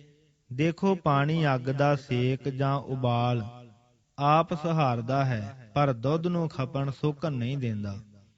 ਆਪੇ ਮੇਲ ਵਿਛੁੰਨਿਆ, ਸੱਚ ਵਡਿਆਈ ਦੇ। ਐਸਾ ਪ੍ਰੇਮ ਕਰਨ ਵਾਲਿਆਂ ਵਿਛੜੇ ਹੋਇਆਂ ਨੂੰ ਹਰੀ ਸੱਚ ਦੁਆਰਾ ਵਡਿਆਈ ਦੇ ਕੇ ਆਪਣੇ ਨਾਲ ਆਪੇ ਮੇਲ ਲਏਗਾ। ਰੇ ਮਨ ਐਸੀ ਹਰਿ ਸਿਉ ਪ੍ਰੀਤ ਕਰ, ਜੈਸੀ ਚੱਕਵੀ ਸੂਰ। ਹੇ ਮਨ, ਹਰੀ ਨਾਲ ਐਸੇ ਪ੍ਰੀਤ ਕਰ ਜੈਸੀ ਕਿ ਚੱਕਵੀ ਦੀ ਸੂਰਜ ਨਾਲ ਹੁੰਦੀ ਹੈ। ਖਿਨ ਪਲ ਨੀਂਦ ਨ ਸੋਵਈ, ਜਾਣੈ ਦੂਰ ਹਜੂਰ। ਜੋ ਰਾਤ ਭਰ ਵਿੱਚ ਇੱਕ ਪਲ ਖਿਣ ਲਈ ਵੀ ਨੀਂਦ ਵਿੱਚ ਸੌ ਨਹੀਂ ਜਾਂਦੀ, ਦੂਰੀ ਵਿੱਚ ਗਏ ਸੂਰਜ ਨੂੰ ਹਜੂਰੀ ਵਿੱਚ ਸਮਝਦੀ ਹੈ। ਮਨ ਮੁਖ ਸੋਝੀ ਨਾ ਪਵੈ, ਗੁਰਮੁਖ ਸਦਾ ਹਜੂਰ। ਤਿਵੇਂ ਗੁਰਮੁਖ ਸਦਾ ਹਜੂਰੀ ਵਿੱਚ ਰਹਿੰਦਾ ਹੈ, ਪਰ ਮਨਮੁਖ ਨੂੰ ਇਸ ਹਜੂਰੀ ਦੀ ਸੋਝੀ ਨਹੀਂ ਪੈਂਦੀ। ਮਨਮੁਖ ਗਣਤ ਗਣਾਵਣੀ, ਕਰਤਾ ਕਰੇ ਸੋ ਹੋਏ। ਕਿਉਂਕਿ ਮਨਮੁਖ ਨੇ ਤਾਂ ਆਪਣੀ ਗਿਣਤੀ ਗੁਰਮੁਖਾਂ ਵਿੱਚ ਕਰਾਉਣੀ ਹੁੰਦੀ ਹੈ। ਤਾ ਕੀ ਕੀਮਤ ਨਾ ਪਵੈ, ਜੇ ਲੋਚੈ ਸਭ ਕੋਇ। ਉਹ ਚੱਕਵੀ ਜਾਂ ਗੁਰਮੁਖ ਵਾਂਗੂ ਜਾਦ ਦੁਆਰਾ ਹਜ਼ੂਰੀ ਦਾ ਅਭਿਆਸ ਕੋਈ ਨਹੀਂ ਕਰਦਾ, ਇਸ ਲਈ ਉਸ ਦਾ ਕੀਤਾ ਸਿਰੇ ਨਹੀਂ ਚੜ੍ਹਦਾ। ਪਰ ਜੋ ਕੁਛ ਕਰਤਾਰ ਕਰਦਾ ਹੈ ਸੋ ਹੁੰਦਾ ਹੈ। ਮਨਮੁਖ ਗੱਲਾਂ ਨਾਲ ਹਰੀ ਦੀ ਮਿਣਤੀ ਗਿਣਤੀ ਦੱਸਦਾ ਹੈ, ਪਰ ਉਸ ਅਮਿਤ ਦੀ ਕੀਮਤ ਇੱਛਾ ਮਾਤਰ ਨਾਲ ਕਿਸੇ ਤੋਂ ਵੀ ਨਹੀਂ ਪਾਈ ਜਾ ਸਕਦੀ, ਚਾਹੋ ਸਭ ਕੋਈ ਕਿਤਨਾ ਪਿਆ ਲੋਚੇ। ਹਾਂ, ਸੁਖ ਪ੍ਰਾਪਤ ਹੋ ਸਕਦਾ ਹੈ, ਉਹ ਇਉਂ ਕਿ ਪਹਿਲਾਂ ਗੁਰਮਤਿ ਹੋਏ ਤਾਂ ਪਾਈਐ, ਸੱਚ ਮਿਲੈ ਸੁਖ ਹੋਏ। ਗੁਰੂ ਦੀ ਮੱਤ ਪ੍ਰਾਪਤ ਹੋਵੇ, ਉਸ ਉੱਤੇ ਤੁਰ ਕੇ ਪਾ ਲਏ ਸੱਚ, ਫਿਰ ਸੱਚ ਦੁਆਰਾ ਮਿਲ ਪਵੇ ਹਰੀ, ਤਾਂ ਸੁਖ ਹੋ ਜਾਂਦਾ ਹੈ ਪ੍ਰਾਪਤ। ਸੱਚਾ ਨੇਹੋ ਨ ਟੁੱਟਈ, ਜੇ ਸਤਿਗੁਰ ਭੇਟੈ ਸੋਏ। ਸੋ ਉੱਪਰ ਦੱਸੇ ਦ੍ਰਿਸ਼ਟਾਂਤਾਂ ਵਾਂਗੂ ਜੇ ਹਰੀ ਨਾਲ ਲੱਗਾ ਨੇਹੋ ਸੱਚਾ ਹੋਵੇਗਾ ਤਾਂ ਟੁੱਟੇਗਾ ਨਹੀਂ। ਨੇਹੋ ਸੱਚਾ ਤਾਂ ਲੱਗੇਗਾ ਜੇ ਮਿਲ ਪਏਗਾ ਸੋਏ। ਉਹ ਭਾਵ ਜੋ ਪਿੱਛੇ ਕਹੀ ਗੁਰਮਤਿ ਦਾ ਦਾਤਾ ਹੈ ਸਤਿਗੁਰੂ। ਗਿਆਨ ਪਦਾਰਥ ਪਾਈਐ, ਤ੍ਰਿਭਵਨ ਸੋਝੀ ਹੋਏ। ਉਸ ਸਤਿਗੁਰੂ ਤੋਂ ਗਿਆਨ ਰੂਪੀ ਪਦਾਰਥ ਪਾਈਦਾ ਹੈ, ਫਿਰ ਤਿੰਨਾਂ ਭਵਨਾਂ ਦੀ ਸੋਝੀ ਹੋ ਆਉਂਦੀ ਹੈ। ਪ੍ਰਸ਼ਨ, ਕੀ ਫਿਰ ਐਸਾ ਪੁਰਖ ਨਾਮ ਨੂੰ ਛੱਡ ਦੇਵੇਗਾ? ਉੱਤਰ, ਨਿਰਮਲ ਨਾਮ ਨ ਵੀਸਰੈ, ਜੇ ਗੁਣ ਕਾ ਗਾਹਕ ਹੋਏ। ਜੇ ਉਹ ਪੁਰਖ ਨਿਰਾਵਾਚ ਗਿਆਨੀ ਨਹੀਂ, ਪਰ ਉੱਚ ਆਚਰਨ ਵੈਰਾਗ ਤੇ ਗਿਆਨ ਰੂਪੀ ਗੁਣਾਂ ਦਾ ਸੱਚਮੁੱਚ ਗਾਹਕ ਹੋ ਕੇ ਲੱਗਾ ਸੀ, ਤਾਂ ਉਸ ਨੂੰ ਗਿਆਨ ਪ੍ਰਾਪਤ ਹੋ ਕੇ ਵੀ ਨਾਮ ਸਿਮਰਨ ਨਹੀਂ ਵਿਸਰੇਗਾ। ਪਰ ਹੇ ਮਨ, ਜੇ ਤੂੰ ਸੰਸਾਰ ਦੇ ਭੋਗਾਂ ਤੇ ਭੋਗੀਆਂ ਵੱਲ ਤੱਕੇ ਤਾਂ ਦੇਖ ਲੈ ਕਿ ਤੈਥੋਂ ਪਹਿਲੋਂ ਐਸੇ ਭੋਗੀ ਲੋਕ ਇਸ ਧਰਤੀ ਤੇ ਜਲ ਕਿਨਾਰੇ ਤੇ ਥਲ ਉੱਤੇ ਪੰਛੀਆਂ ਵਾਂਗੂ ਖੇਲ ਗਏ ਸੇ ਪੰਖ ਨੂੰ, ਜੋ ਚੁਗਦੇ ਸਰ ਤਲ। ਜੋ ਚੁਗਦੇ ਭੋਗ ਭੋਗਦੇ ਸਨ, ਸੋ ਖਿਡਾਰੀ ਵਾਂਗੂ ਖੇਡਾਂ ਖੇਡਦੇ ਚਲੇ ਗਏ। ਉਹਨਾਂ ਵਾਂਗੂ ਹੀ ਸਮਝ ਲੈ ਕਿ ਤੂੰ ਵੀ ਘੜੀ ਕੇ ਮੋਹਤ ਕੇ ਚੱਲਣਾ, ਖੇਲਣ ਅੱਜ ਕੇ ਕੱਲ। ਤੂੰ ਵੀ ਘੜੀ ਕੇ ਦੋ ਘੜੀ ਭਾਵ ਥੋੜੇ ਸਮੇਂ ਵਿੱਚ ਇੱਥੋਂ ਉੱਠ ਤੁਰਨਾ ਹੈ। ਇਹ ਤੇਰੀ ਖੇਲਣਾ ਅੱਜ ਮੁੱਕੀ ਕੇ ਕੱਲ। ਇਸ ਲਈ ਕੂੜੀਆਂ ਖੇਡਾਂ ਨਾ ਖੇਡ, ਕੂੜ ਦੇ ਪਿੜ ਵਿੱਚੋਂ ਬਾਹਰ ਜਾ ਕੇ ਜਿਸ ਤੂੰ ਮਿਲਹਿ ਸੋ ਮਿਲੈ, ਜਾਏ ਸੱਚਾ ਪਿੜ ਮੱਲ। ਸੱਚਾ ਪਿੜ ਮੱਲ ਭਾਵ ਸਤ ਸੰਗ ਵਿੱਚ ਜਾ ਕੇ ਸੱਚ ਦੀ ਕਮਾਈ ਕਰ ਅਤੇ ਨਾਲ ਅਰਦਾਸ ਕਰ, ਹੇ ਸੱਚੇ ਸਾਈਂ ਮੈਨੂੰ ਮੇਲ ਲੈ, ਕਿਉਂਕਿ ਜਿਸ ਨੂੰ ਤੂੰ ਆਪਣੇ ਨਾਲ ਮੇਲੇਗਾ ਉਹੀ ਤੈਨੂੰ ਮਿਲੇਗਾ। ਇਸ ਤੁਕ ਦਾ ਇਉਂ ਵੀ ਅਰਥ ਲਾਉਂਦੇ ਹਨ, ਜਿਸ ਨੂੰ ਤੂੰ ਮੇਲਣਾ ਚਾਹੇ ਸੋ ਤੈਨੂੰ ਮਿਲ ਪੈਂਦਾ ਹੈ। ਉਹ ਪਹਿਲੋਂ ਸਤ ਸੰਗ ਰੂਪੀ ਸੱਚਾ ਪਿੜ ਜਾ ਮੱਲਦਾ ਹੈ। ਬਿਨ ਗੁਰ ਪ੍ਰੀਤ ਨ ਉਪਜੈ, ਹਉਮੈ ਮੈਲ ਨ ਜਾਏ। ਪਰ ਇਹ ਗੱਲ ਚੰਗੀ ਤਰ੍ਹਾਂ ਸਮਝ ਲੈ ਕੇ ਸਮਝ ਮਾਤਰ ਕੇ ਕਰਨੀ ਮਾਤਰ ਨਾਲ ਨਹੀਂ ਇਹ ਪ੍ਰੀਤ ਉਪਜਣੀ ਜੋ ਅਸਾਂ ਉੱਪਰ ਵਰਣਨ ਕੀਤੀ ਹੈ। ਇਹ ਪ੍ਰੀਤ ਗੁਰੂ ਤੋਂ ਬਿਨਾਂ ਨਹੀਂ ਉਪਜਦੀ, ਤੇ ਐਸੀ ਪ੍ਰੀਤ ਕੀਤੇ ਬਿਨਾਂ ਹਉਮੈ ਦੀ ਮੈਲ ਦੂਰ ਨਹੀਂ ਹੁੰਦੀ। ਸੋ ਹੰ ਆਪ ਪਛਾਣੀਐ, ਸ਼ਬਦ ਭੇਦ ਪਤੀ ਆਏ। ਇਸ ਪ੍ਰਕਾਰ ਹਉਮੈ ਦੇ ਦੂਰ ਹੋਇਆਂ ਆਪਣੇ ਸ਼ੁੱਧ ਆਪੇ ਨੂੰ ਉਹ ਮੈਂ ਹਾਂ ਕਰਕੇ ਪਛਾਣ ਲਈਦਾ ਹੈ। ਪਰ ਇਹ ਪਤੀਆ ਸ਼ਬਦ ਦੁਆਰਾ ਵਿੰਨੇ ਜਾ ਕੇ ਆਉਂਦਾ ਹੈ। ਗੁਰਮੁਖ ਆਪ ਪਛਾਣੀਐ, ਅਵਰ ਕੇ ਕਰੇ ਕਰਾਏ। ਹਾਂ, ਇਉਂ ਹੀ ਆਪਾ ਪਛਾਣ ਕੇ ਗੁਰਮੁਖ ਬਣੀਦਾ ਹੈ। ਗੁਰਮੁਖ ਬਣ ਕੇ ਫਿਰ ਹੋਰ ਕੁਛ ਕਰਨਾ ਕਰਾਉਣਾ ਬਾਕੀ ਨਹੀਂ ਰਹਿੰਦਾ। ਮਿਲਿਆ ਕਾ ਕਿਆ ਮੇਲੀਐ, ਸ਼ਬਦ ਮਿਲੇ ਪਤੀਆਏ। ਹਾਂ ਜੋ ਸ਼ਬਦ ਦੁਆਰਾ ਪਤੀਜ ਕੇ ਮਿਲੇ ਹਨ, ਉਹੀ ਸੱਚਮੁੱਚ ਮਿਲੇ ਹਨ। ਉਹਨਾਂ ਮਿਲਿਆਂ ਦਾ ਹੋਰ ਮੇਲਣਾ ਕੀ ਮੇਲੀਏ। ਮਨ ਮੁਖ ਸੋਝੀ ਨਾ ਪਵੈ, ਵਿਛੜ ਚੋਟਾ ਖਾਏ। ਉਹ ਤਾਂ ਸੱਚਮੁੱਚ ਮਿਲੇ ਪਏ ਹਨ, ਪਰੰਤੂ ਮਨਮੁਖ ਇਉਂ ਨਹੀਂ ਹਰੀ ਨੂੰ ਮਿਲਦਾ, ਉਹ ਮਨ ਮਤ ਕਰਕੇ ਵਿਛੜਿਆ ਰਹਿੰਦਾ ਹੈ। ਇਸ ਕਰਕੇ ਉਸ ਨੂੰ ਤਤ ਗਿਆਨ ਦੀ ਸੋਝੀ ਨਹੀਂ ਪੈਂਦੀ। ਨਾਨਕ ਦਰ ਘਰ ਏਕ ਹੈ, ਅਵਰ ਨ ਦੂਜੀ ਜਾਏ। ਸੋ ਉਹ ਵਿਛੜਿਆ ਰਹਿਣ ਦੇ ਕਾਰਨ ਸੱਟਾਂ ਖਾਂਦਾ ਹੈ, ਦੁੱਖ ਭੋਗਦਾ ਹੈ। ਹੇ ਨਾਨਕ, ਦਰ ਘਰ ਇੱਕੋ ਹੈ, ਜੀਵ ਲਈ ਕਲਿਆਣ ਦਾ ਟਿਕਾਣਾ, ਹੋਰ ਦੂਸਰਾ ਕੋਈ ਨਹੀਂ ਹੈ। ਵਿਆਖਿਆ। ਇਸ ਸ਼ਬਦ ਦਾ ਵਿਸ਼ਾ ਜੋ ਰਹਾਉ ਵਿੱਚ ਦੱਸਿਆ ਹੈ, ਇਹ ਹੈ ਕਿ ਮੁਕਤੀ ਈਸ਼ਵਰ ਪ੍ਰੇਮ ਬਿਨਾਂ ਪ੍ਰਾਪਤ ਨਹੀਂ ਹੋ ਸਕਦੀ। ਉਹ ਪ੍ਰੇਮ ਫਿਰ ਦੁਨਿਆਵੀ ਪ੍ਰੀਤਾਂ ਵਰਗਾ ਓਪਰਾ ਜਾਂ ਮਤਲਬੀ ਜਾਂ ਕਿਸੇ ਤਰ੍ਹਾਂ ਦੀ ਸਮੇਂ ਨਿਬਾਹੀ ਵਾਲਾ ਨਹੀਂ, ਪਰ ਅਸਲੀ ਸੱਚਾ ਸੁੱਚਾ ਤੇ ਕੁਰਬਾਨੀ ਵਾਲਾ ਲੋੜੀਏ। ਉਸ ਨੂੰ ਸੌਖਾ ਕਰਕੇ ਸਮਝਾਉਣ ਲਈ ਆਪ ਜੀ ਨੇ 5-6 ਦ੍ਰਿਸ਼ਟਾਂਤ ਵਰਤੇ ਹਨ। ਉਹਨਾਂ ਵਿੱਚ ਸੱਚੇ ਪ੍ਰੇਮ ਦੀ ਸਾਰੀ ਵਿਆਖਿਆ ਆਪੇ ਆ ਜਾਂਦੀ ਹੈ। ਜਿਸ ਤਰ੍ਹਾਂ ਨੰਬਰ 1, ਪ੍ਰੇਮ ਅਛੇੜ ਚਾਹੀਏ। ਦੇਖੋ ਕਮਲ ਲਹਿਰਾਂ ਨਾਲ ਪਛੜੀਂਦਾ, ਫੇਰ ਜਲ ਪ੍ਰੇਮ ਦੇ ਕਾਰਨ ਉਮਾਹ ਵਿੱਚ ਰਹਿੰਦਾ ਹੈ। ਇਸ ਤਰ੍ਹਾਂ ਪ੍ਰੇਮੀ ਜੀਵ ਸੰਸਾਰਿਕ ਦੁੱਖਾਂ ਸੁੱਖਾਂ ਦੇ ਵਾਪਰਦਿਆਂ ਸਾਈਂ ਪ੍ਰੀਤ ਵਿੱਚ ਖਿੜਿਆ ਰਹੇ। ਨੰਬਰ 2, ਪਿਆਰ ਅਤਿਸ਼ੈ ਲੋੜੀਏ। ਜਿਵੇਂ ਮੱਛੀ ਦਾ ਪਾਣੀ ਨਾਲ ਹੈ ਕਿ ਉਸ ਬਿਨ ਜੀ ਹੀ ਨਹੀਂ ਸਕਦੀ, ਪ੍ਰੇਮੀ ਵੀ ਵਾਹਿਗੁਰੂ ਪ੍ਰੇਮ ਨੂੰ ਆਪਣਾ ਜੀਵਨ ਬਣਾ ਲਵੇ। ਨੰਬਰ 3, ਉਸ ਪਿਆਰ ਵਿੱਚ ਸਿਮਰਨ ਸਹਾਈ ਹੁੰਦਾ ਹੈ, ਸੋ ਸਿਮਰਨ ਪਪੀਹੇ ਵੱਤ ਹੋਵੇ, ਲਗਾਤਾਰਤਾ ਵਾਲਾ, ਜਿਸ ਦੀ ਖਿੱਚ ਮਿਟਦੀ ਹੀ ਨਹੀਂ।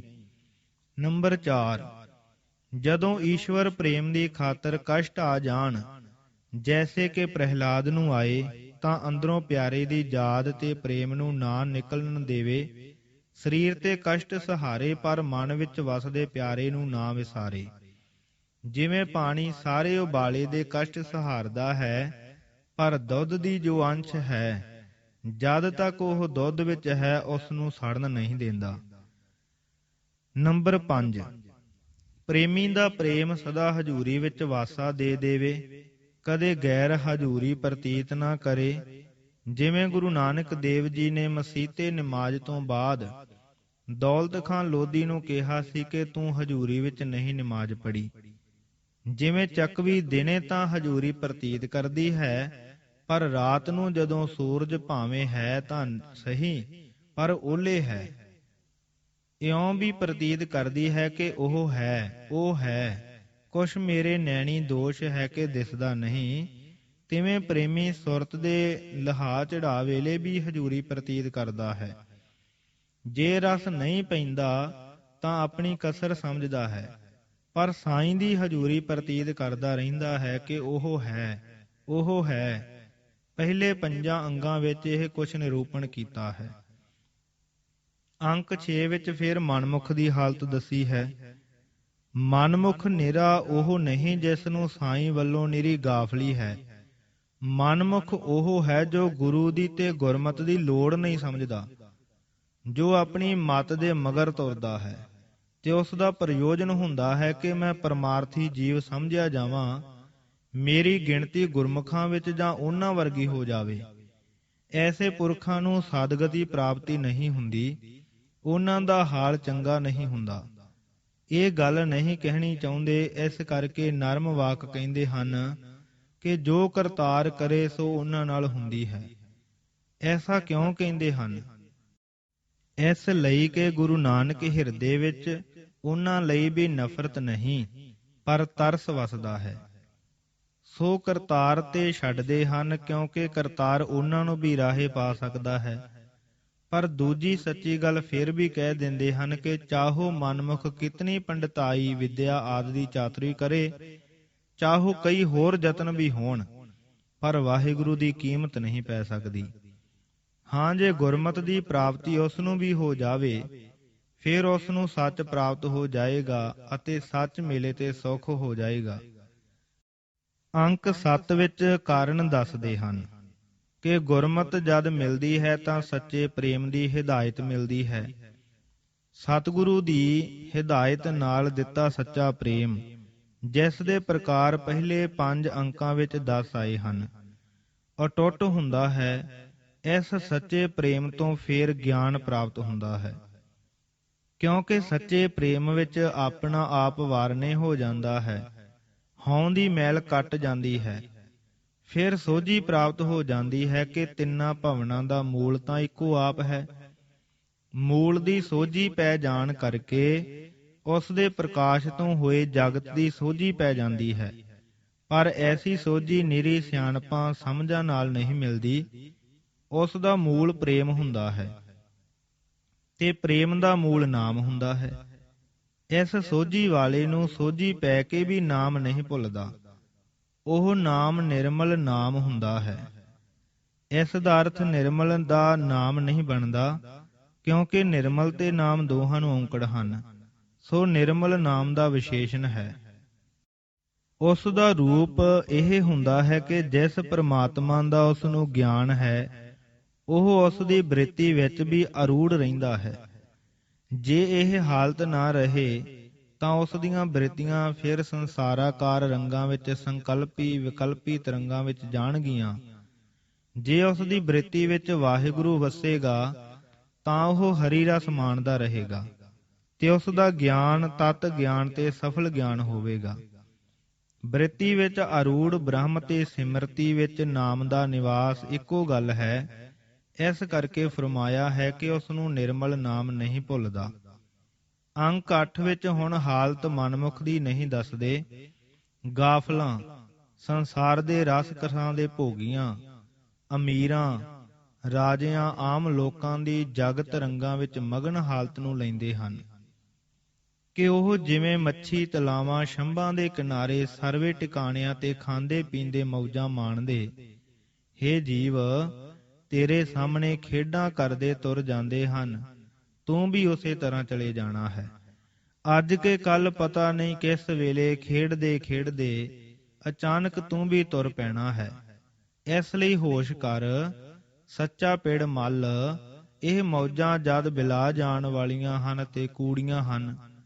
ਇਹ ਨਮੂਨਾ ਸਾਹਮਣੇ ਵੇਖ ਕੇ ਸੱਚ ਵਿੱਚ ਥਾਂ ਲੱਭ, ਸੱਚ ਧਾਰਨ ਕਰ ਤੇ ਅਰਦਾਸ ਕਰਕੇ, ਹੇ ਕਰਤਾਰ, ਮੈਨੂੰ ਮੇਲ ਲੈ, ਤੂੰ ਜਿਸ ਨੂੰ ਚਾਹੇ ਮੇਲ ਸਕਦਾ ਹੈ। ਇਸ ਤੁਕ ਦਾ ਇਉਂ ਵੀ ਅਰਥ ਲੱਗਦਾ ਹੈ, ਐਸੇ ਜੋ ਗਾਫਲ ਜੀਵ ਭੋਗਾਂ ਵਿੱਚ ਮਸਤ ਹਨ, ਉਹਨਾਂ ਵਿੱਚੋਂ ਵੀ ਜਿਸ ਨੂੰ ਤੂੰ ਮੇਲਣਾ ਚਾਹੇ, ਹੇ ਈਸ਼ਵਰ, ਤੂੰ ਮੇਲ ਸਕਦਾ ਹੈ। ਪਰ ਉਹ ਤੇਰੀ ਮਿਹਰ ਨਾਲ ਪਹਿਲੇ ਸਤਸੰਗ ਰੂਪੀ ਸੱਚਾ ਪੇੜ ਜਾ ਮੱਲਦਾ ਹੈ। ਦੋਹਾਂ ਦਾ ਭਾਵ ਨੇੜੇ ਨੇੜੇ ਆ ਟੁਕਦਾ ਹੈ। ਅੰਕ 9 ਵਿੱਚ ਹੁਣ ਸੱਚੀ ਪ੍ਰੀਤ ਤੋਂ ਗਿਆਨ ਪ੍ਰਾਪਤੀ ਦਾ ਰੂਪ ਕਥਨ ਕਰਦੇ ਹਨ। ਪਹਿਲਾਂ ਉਹ ਗੱਲ ਜੋ ਦੱਸਦੇ ਆਏ ਹਨ, ਸੂਤਰ ਰੂਪ ਵਿੱਚ ਫੇਰ ਦੱਸਦੇ ਹਨ ਕਿ ਗੁਰੂ ਤੋਂ ਬਿਨਾਂ ਉੱਪਰ ਦੱਸੀ ਇਕਾਂਕੀ ਪ੍ਰੀਤ ਪੈਦਾ ਨਹੀਂ ਹੁੰਦੀ ਤੇ ਪ੍ਰੀਤ ਉਪਜੇ ਬਿਨਾਂ ਹਉਮੈ ਦੀ ਮੈਲ ਦੂਰ ਨਹੀਂ ਹੁੰਦੀ। ਪ੍ਰੀਤ ਵਿੱਚ ਆਪਾ ਹਉ ਵਾਰ ਹੋ ਜਾਂਦਾ ਹੈ, ਫਿਰ ਆਪਾ ਨਿਵਾਰਿਆ ਜਾ ਕੇ ਆਪਣਾ ਅਸਲੀ ਆਪਾ ਪ੍ਰਤੀਤ ਦਿੰਦਾ ਹੈ। ਹੁਣ ਪ੍ਰਮਾਤਮਾ ਦੇ ਪਰਮ ਆਪੇ ਦੀ ਸਿਆਣ ਮਿਲਦੀ ਹੈ। ਉਹ ਜਦ ਹੋ ਜਾਂਦੀ ਹੈ ਤਾਂ ਪਤਾ ਲੱਗ ਜਾਂਦਾ ਹੈ ਕਿ ਉਹ ਤੇ ਮੈਂ ਵੱਖ ਨਹੀਂ, ਦੋ ਵਿਜਾਤੀ ਵਸਤਾਂ ਨਹੀਂ, ਸੋ ਮੈਂ ਹਾਂ ਪ੍ਰਤੀਤ ਦਿੰਦਾ ਹੈ। ਆਪਾ ਜੋ ਹਉਂ ਦੀ ਕੰਧ ਨਾਲ ਵੱਖਰਾ ਦਿਸਦਾ ਸੀ, ਉਹ ਕੰਧ ਢਹਿ ਜਾਣ ਤੇ ਵਿਸ਼ਾਲਤਾ ਵਿੱਚ ਚਲਾ ਜਾਂਦਾ ਹੈ। ਸਰਬ ਵਿਆਪੀ ਵਿੱਚ ਅਭੇਦ ਹੋ ਜਾਂਦਾ ਹੈ। ਪਰ ਫੇਰ ਖਬਰਦਾਰ ਕਰਦੇ ਹਨ ਕਿ ਇਹ ਅਵਸਥਾ ਨਿਰੀ ਗੱਲਾਂ ਨਾਲ, ਨਿਰੇ ਸ਼ਾਸਤਰ ਪੜ੍ਹ ਸਮਝ ਲੈਣ ਨਾਲ ਨਹੀਂ ਪ੍ਰਾਪਤ ਹੁੰਦੀ।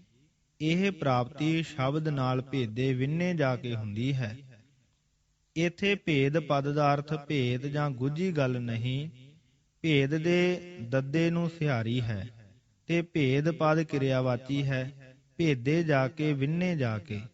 ਸ਼ਬਦ ਨਾਲ ਵਿੰਨੇ ਜਾਣ ਦਾ ਖਿਆਲ ਗੁਰਬਾਣੀ ਵਿੱਚ ਹੋਰ ਥਾਂ ਵੀ ਆਇਆ ਹੈ। ਜਿਸ ਤਰ੍ਹਾਂ ਸ਼ਬਦ ਭੇਦ ਕੋਈ ਮਹਿਲ ਪਾਏ, ਮਹਿਲੇ ਮਹਿਲ ਬੁਲਾਵਣਿਆ। ਮਾਝ ਮਹੱਲਾ ਤੀਜਾ। ਜੇ ਪ੍ਰਭ ਭਾਵੈ ਤਾਂ ਮਹਿਲ ਬੁਲਾਵੈ, ਸਭ ਦੇ ਭੇਦੇ ਤਉ ਪਤ ਪਾਵੈ। ਬਿਲਾਵਲ ਮਹੱਲਾ ਪਹਿਲਾ। ਸ਼ਬਦ ਭੇਦ ਜਾਣੈ ਜਾਣਾਈ, ਨਾਨਕ ਹਉਮੈ ਜਾਲ ਸਮਾਈ। ਰਾਮਕਲੀ ਮਹੱਲਾ ਪਹਿਲਾ। ਸਿੱਧ ਗੋਸ਼ਟ। ਸ਼ਬਦ ਭੇਦ ਭ੍ਰਮ ਕੱਟਿਆ, ਗੁਰ ਨਾਮ ਦੀਆ ਸਮਝਾਇ। ਮਾਰੂ ਮਹੱਲਾ ਤੀਜਾ। ਸ਼ਬਦ ਦੇ ਅਭਿਆਸ ਨਾਲ ਪ੍ਰੀਤ ਉਪਜਦੀ ਹੈ। ਸ਼ਬਦ ਦੇ ਅਭਿਆਸ ਨਾਲ ਹਉ ਨਿਵਰਤ ਹੁੰਦੀ ਹੈ। ਜਦ ਸੱਚਮੁੱਚ ਹਉ ਬਿਲਾਉਂਦੀ ਹੈ ਤਾਂ ਆਪਣੇ ਅੰਦਰ ਆਪਣੀ ਆਤਮ ਸਰੂਪਤਾ ਦੀ ਲਖਤਾ ਪ੍ਰਾਪਤ ਹੋ ਕੇ ਪਤੀਜਨਾ ਆਉਂਦੀ ਹੈ। ਇਹ ਪਤੀਜਨਾ ਫਿਰ ਡੋਲਣ ਨਹੀਂ ਦਿੰਦੀ। ਜਦੋਂ ਇਹ ਲਖਤਾ ਪ੍ਰਮਾਤਮਾ ਲਖਤਾ ਕਰਾ ਦਿੰਦੀ ਹੈ, ਜਾਂ ਇਸ ਅਵਸਥਾ ਵਿੱਚ ਪ੍ਰਮਾਤਮਾ ਅਨੁਸਾਰ ਸ਼ੁੱਧ ਆਤਮਾ ਨੂੰ ਆਪਣੇ ਸਰੂਪਤੀ ਲਖਦਾ ਵਿੱਚ ਅਭੇਦ ਕਰ ਲੈਂਦੀ ਹੈ, ਉਸ ਨੂੰ ਕਹੀਦਾ ਹੈ ਸੱਚਮੁੱਚ ਦਾ ਮਿਲਾਪ। ਅੰਕ 10 ਵਿੱਚ ਇਹ ਵਿਸ਼ਾ ਹੈ ਕਿ ਜੋ ਸ਼ਬਦ ਨਾਲ ਵਿੰਨੇ ਜਾ ਕੇ ਆਪ ਤਜਰਬਾ ਕਰਕੇ ਅਰਥਾਤ ਅਨੁਭਵ ਕਰਕੇ ਪਤੀਜ ਕੇ ਮਿਲੇ ਹਨ, ਪਰਮਾਤਮਾ ਦੇਵ ਨੂੰ ਉਹ ਮਿਲੇ ਹਨ। ਉਹਨਾਂ ਮਿਲਿਆਂ ਦਾ ਹੋਰ ਮੇਲਣਾ ਕੀ ਕਹਿਣਾ ਹੋਇਆ। ਇਹੋ ਇੱਕ ਟਿਕਾਣਾ ਹੈ ਜਿੱਥੇ ਜੀਵ ਟਿਕ ਜਾਂਦਾ ਹੈ, ਜਿੱਥੇ ਨਿਜ ਸਰੂਪ ਪਰਮਾਤਮਾ ਸਰੂਪ ਮਿਲ ਕੇ ਇੱਕ ਹੋ ਜਾਂਦੇ ਹਨ। ਇਹੋ ਹੈ ਸਭ ਅਵਸਥਾ ਤੋਂ ਪਰੇ ਯਥਾਰਥ ਦਾ ਟਿਕਾਣਾ, ਜਿੱਥੇ ਦੂਈ ਦੁਐਤ ਨਹੀਂ ਰਹਿੰਦੀ। ਨਿਰੁਕਤ। ਕਮਲੇਹ ਦਾ ਭਾਵ ਹੈ ਕਮਲਾਂ ਦੀ ਹੈ। ਕਮਲ ਇੱਥੇ ਬਹੁਵਚਨ ਹੈ। ਇਹ ਪਤਾ ਇਸੇ ਅੰਕ ਦੀ ਆਖਰੀ ਸਤਰ ਤੋਂ ਚੱਲਦਾ ਹੈ, ਜਿੱਥੇ ਪਦ ਤਨੇਹ ਕਮਲਾਂ ਵਾਸਤੇ ਵਰਤਿਆ ਹੈ। ਤਨੇਹ ਉਹਨਾਂ ਦਾ ਬਹੁਵਚਨ ਹੈ। ਫਿਰ ਕਮਲੇਹ ਤੋਂ ਮੁਰਾਦ ਕਮਲ ਦੇ ਬੂਟਿਆਂ ਦੀ ਹੈ, ਕਿਉਂਕਿ ਲਹਿਰ ਪਛਾੜ ਕਮਲ ਪੇੜ ਨਾਲ ਹੁੰਦੀ ਹੈ, ਕੇਵਲ ਸਿਰੇ ਤੇ ਜਾ ਕੇ ਫੁੱਲ ਮਾਤਰ ਨਾਲ ਨਹੀਂ ਹੁੰਦੀ। ਅਸਨੇਹ ਦਾ ਭਾਵ ਹੈ ਸਨੇਹ ਨਾਲ, ਸਨੇਹ ਵਿੱਚ। ਸੰਸਕ੍ਰਿਤੀ ਵਿੱਚ ਧਾਤੂ ਸਿਨਹੋ ਭਾਵ ਪਿਆਰ ਕਰਨਾ। ਸੰਸਕ੍ਰਿਤੀ ਵਿੱਚ ਇਹ ਧਾਤੂ ਦੁੱਤ ਅੱਖਰ ਨਾਲ ਤੁਰਦਾ ਹੈ। ਪੰਜਾਬੀ ਵਿੱਚ ਦੁੱਤ ਅੱਖਰਾਂ ਤੋਂ ਆਰੰਭ ਹੋਣ ਵਾਲੇ ਪਦਾਂ ਤੋਂ ਪਹਿਲੇ ਅਕਸਰ ਇੱਕ ਸਵਰ ਅੱਖਰ ਵਾਧੂ ਲਾਈਦਾ ਹੈ, ਜਿਵੇਂ ਸਿਥਰ ਤੋਂ ਅਣਸਥਿਰ, ਸਤਰੀ ਤੋਂ ਇਸਤਰੀ, ਸਕੂਲ ਤੋਂ ਅਸਕੂਲ। ਅਰਬੀ ਵਾਲੇ ਵੀ ਸੰਸਕ੍ਰਿਤੀ ਦੇ ਤ੍ਰਿਫਲਾ ਪਦ ਦੇ ਪਹਿਲੇ ਅ ਲਾ ਕੇ ਅਤ੍ਰਿਫਲ ਬੋਲਦੇ ਹਨ। ਜਿਵੇਂ ਸਿਨੋਹ ਤੋਂ ਬਣਿਆ ਅਸਨੇਹ। ਤੀਸਰੇ ਪਾਤਸ਼ਾਹ ਜੀ ਨੇ ਅਸਨੇਹ ਪਦ ਸਨੇਹ ਭਾਵ ਪਿਆਰ ਅਰਥਾਂ ਵਿੱਚ ਵਰਤਿਆ ਹੈ, ਜਿਸ ਤਰ੍ਹਾਂ ਨਾਮ ਨ ਪਾਵਹਿ ਬਿਨ ਅਸਨੇਹ। ਗੌੜੀ ਮਹੱਲਾ ਤੀਜਾ। ਤਨੇਹ ਉਹਨਾਂ ਦਾ ਭਾਵ ਕਮਲਾਂ ਦਾ। ਅਬ ਪੀਰ ਦਾ ਭਾਵ ਹੈ ਅਬ ਭਾਵ ਅੰਦਰ, ਦਿਲ ਪਲਸ ਪੀਰ ਭਾਵ ਪੀੜ, ਦਿਲ ਦੀ ਪੀੜ। ਚਾਤ੍ਰਿਕ ਦਾ ਭਾਵ ਹੈ ਸੰਸਕ੍ਰਿਤੀ ਵਿੱਚ ਚਾਤਕ, ਪਪੀਹਾ, ਇੱਕ ਪੰਛੀ ਜਿਸ ਬਾਬਤ ਕਵੀ ਸੰਪਰਦਾ ਮੰਨਦੀ ਹੈ ਕਿ ਉਹ ਬੱਦਲਾਂ ਤੋਂ ਸਵਾਂਤੀ ਬੂੰਦ ਲੈ ਕੇ ਪ੍ਰਸੰਨ ਹੁੰਦਾ ਹੈ। ਇਸ ਲਈ ਉਹ ਸਦਾ ਮਾਨੋ ਜਾਚਨਾ ਕਰਦਾ ਰਹਿੰਦਾ ਹੈ। ਇਸ ਦੀ ਪ੍ਰਿਓ ਆਵਾਜ਼ ਇਸ ਗੱਲ ਦੀ ਲਖਾਇਕ ਹੈ। ਨੰਬਰ 2, ਗੁਰਬਾਣੀ ਵਿਖੇ ਹਰੀ ਰਸ ਦੀ ਜਾਚਨਾ ਵਿੱਚ ਰਹਿਣ ਵਾਲੇ ਪ੍ਰੇਮੀ ਨੂੰ ਚਾਤ੍ਰਿਕ ਦੀ ਉਪਮਾ ਦਿੱਤੀ ਜਾਂਦੀ ਹੈ। ਮੇਹ ਦਾ ਭਾਵ ਹੈ ਮੀਂਹ। ਮੇਹ ਦਾ ਅਰਥ ਕਈ ਸਿਆਣੇ ਬੱਦਲ ਵੀ ਕਰਦੇ ਹਨ। ਕਿਰਤ ਪਿਆ ਸਿਰ ਭਾਵ ਕੀਤੀ ਕਿਰਤ ਅਨੁਸਾਰ ਸਿਰ ਉੱਤੇ ਪਿਆ ਲੇਖ ਆਪਣਾ ਫਲ ਦਿੰਦਾ ਹੈ। ਇਸ ਦਾ ਅਰਥ ਇਉਂ ਵੀ ਕਰਦੇ ਹਨ, ਨਹੀਂ ਤਾਂ ਉਸ ਦਾ ਕਿਰਤ ਐਸਾ ਪਿਆ ਹੈ ਕਿ ਪ੍ਰਿਓ ਕਰਦਾ ਸਿਰ ਦੇ ਦਿੰਦਾ ਹੈ। ਪਰ ਇੱਥੇ ਸਿਰ ਨੂੰ ਸਿਹਾਰੀ ਹੈ, ਇਸ ਕਰਕੇ ਸਿਰ ਦੇਣ ਦਾ ਅਰਥ ਨਹੀਂ ਬਣਦਾ। ਸਿਰ ਦਾ ਅਰਥ ਸਿਰ ਉੱਤੇ ਠੀਕ ਹੈ। ਸਿਰ ਦਾ ਅਰਥ ਮੂਜਬ ਜਾਂ ਅਨੁਸਾਰ ਕਰਨ ਦੀ ਵੀ ਲੋੜ ਨਹੀਂ, ਕਿਉਂਕਿ ਗੁਰੂ ਜੀ ਨੇ ਪਈਆ ਕਿਰਤ ਫਿਰਾਹੇ ਵਾਕ ਹੋਰ ਥਿ ਉਚਾਰਿਆ ਹੈ। ਉਥੇ ਪਈ ਕਿਰਤ ਅਨੁਸਾਰ ਅਰਥ ਆਪੇ ਪਿਆ ਲੱਗਦਾ ਹੈ। ਆਵਟਣ ਦਾ ਭਾਵ ਹੈ ਸੰਸਕ੍ਰਿਤੀ ਵਿੱਚ ਆਵਰਤਨ, ਪ੍ਰਾਕਿਰਤੀ ਵਿੱਚ ਆਵਟਣ, ਹਿੰਦੀ ਵਿੱਚ ਔਟਾਨਾ, ਦੁੱਧ ਦਾ ਅੱਗ ਤੇ ਧਰ ਕੇ ਸੁਕਾਉਣਾ। ਉਸ ਨੂੰ ਜੋ ਹਿਲਾਉਂਦੇ ਹਨ ਉਹ ਹੈ ਆਵਰਤਨ। ਇਸ ਤੋਂ ਔਟਾਨਾ ਦਾ ਅਰਥ ਹੋ ਗਿਆ ਉਬਾਲਣਾ। ਆਵਟਣ ਭਾਵ ਉਬਾਲਣ, ਉਬਲਣਾ। ਉਬਲਣ ਦਾ ਦੁੱਖ ਸੇਕ। ਖਵੈ ਦਾ ਭਾਵ ਹੈ ਸੰਸਕ੍ਰਿਤੀ ਵਿੱਚ ਖਸ਼ਮ ਸਹਾਰਨਾ, ਸਹਾਰਦਾ ਹੈ। ਖਪਣ ਦਾ ਭਾਵ ਹੈ ਸੰਸਕ੍ਰਿਤੀ ਵਿੱਚ ਕੁਸ਼ੇਪਣ ਭਾਵ ਲੱਗਣਾ, ਸਮਾਉਣਾ, ਲਗਤ, ਮੁੱਕਣ, ਸੁੱਕਣ।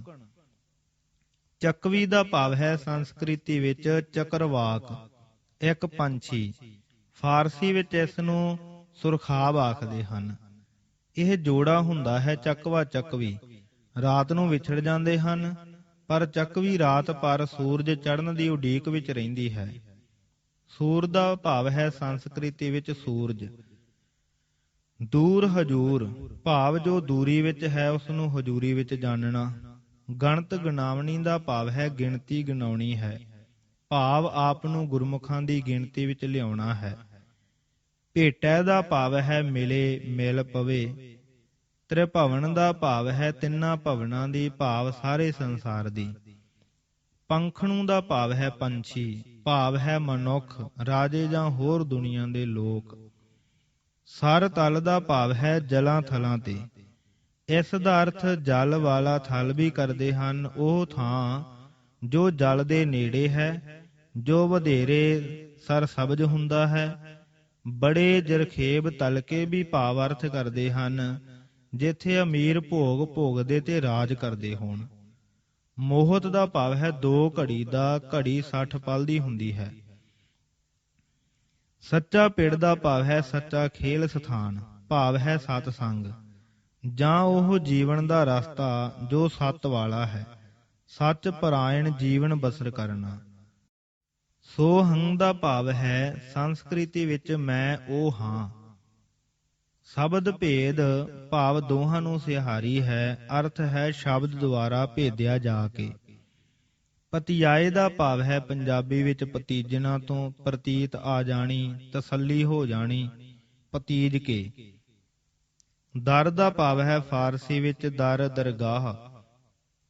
ਹਜੂਰੀ ਭਾਵ ਵਾਹਿਗੁਰੂ ਪ੍ਰਮਾਤਮਾ ਦਾ ਸਰੂਪ। ਘਰ ਦਾ ਭਾਵ ਹੈ ਸੰਸਕ੍ਰਿਤੀ ਵਿੱਚ ਗ੍ਰਹਿ, ਪੰਜਾਬੀ ਵਿੱਚ ਘਰ, ਮਕਾਨ।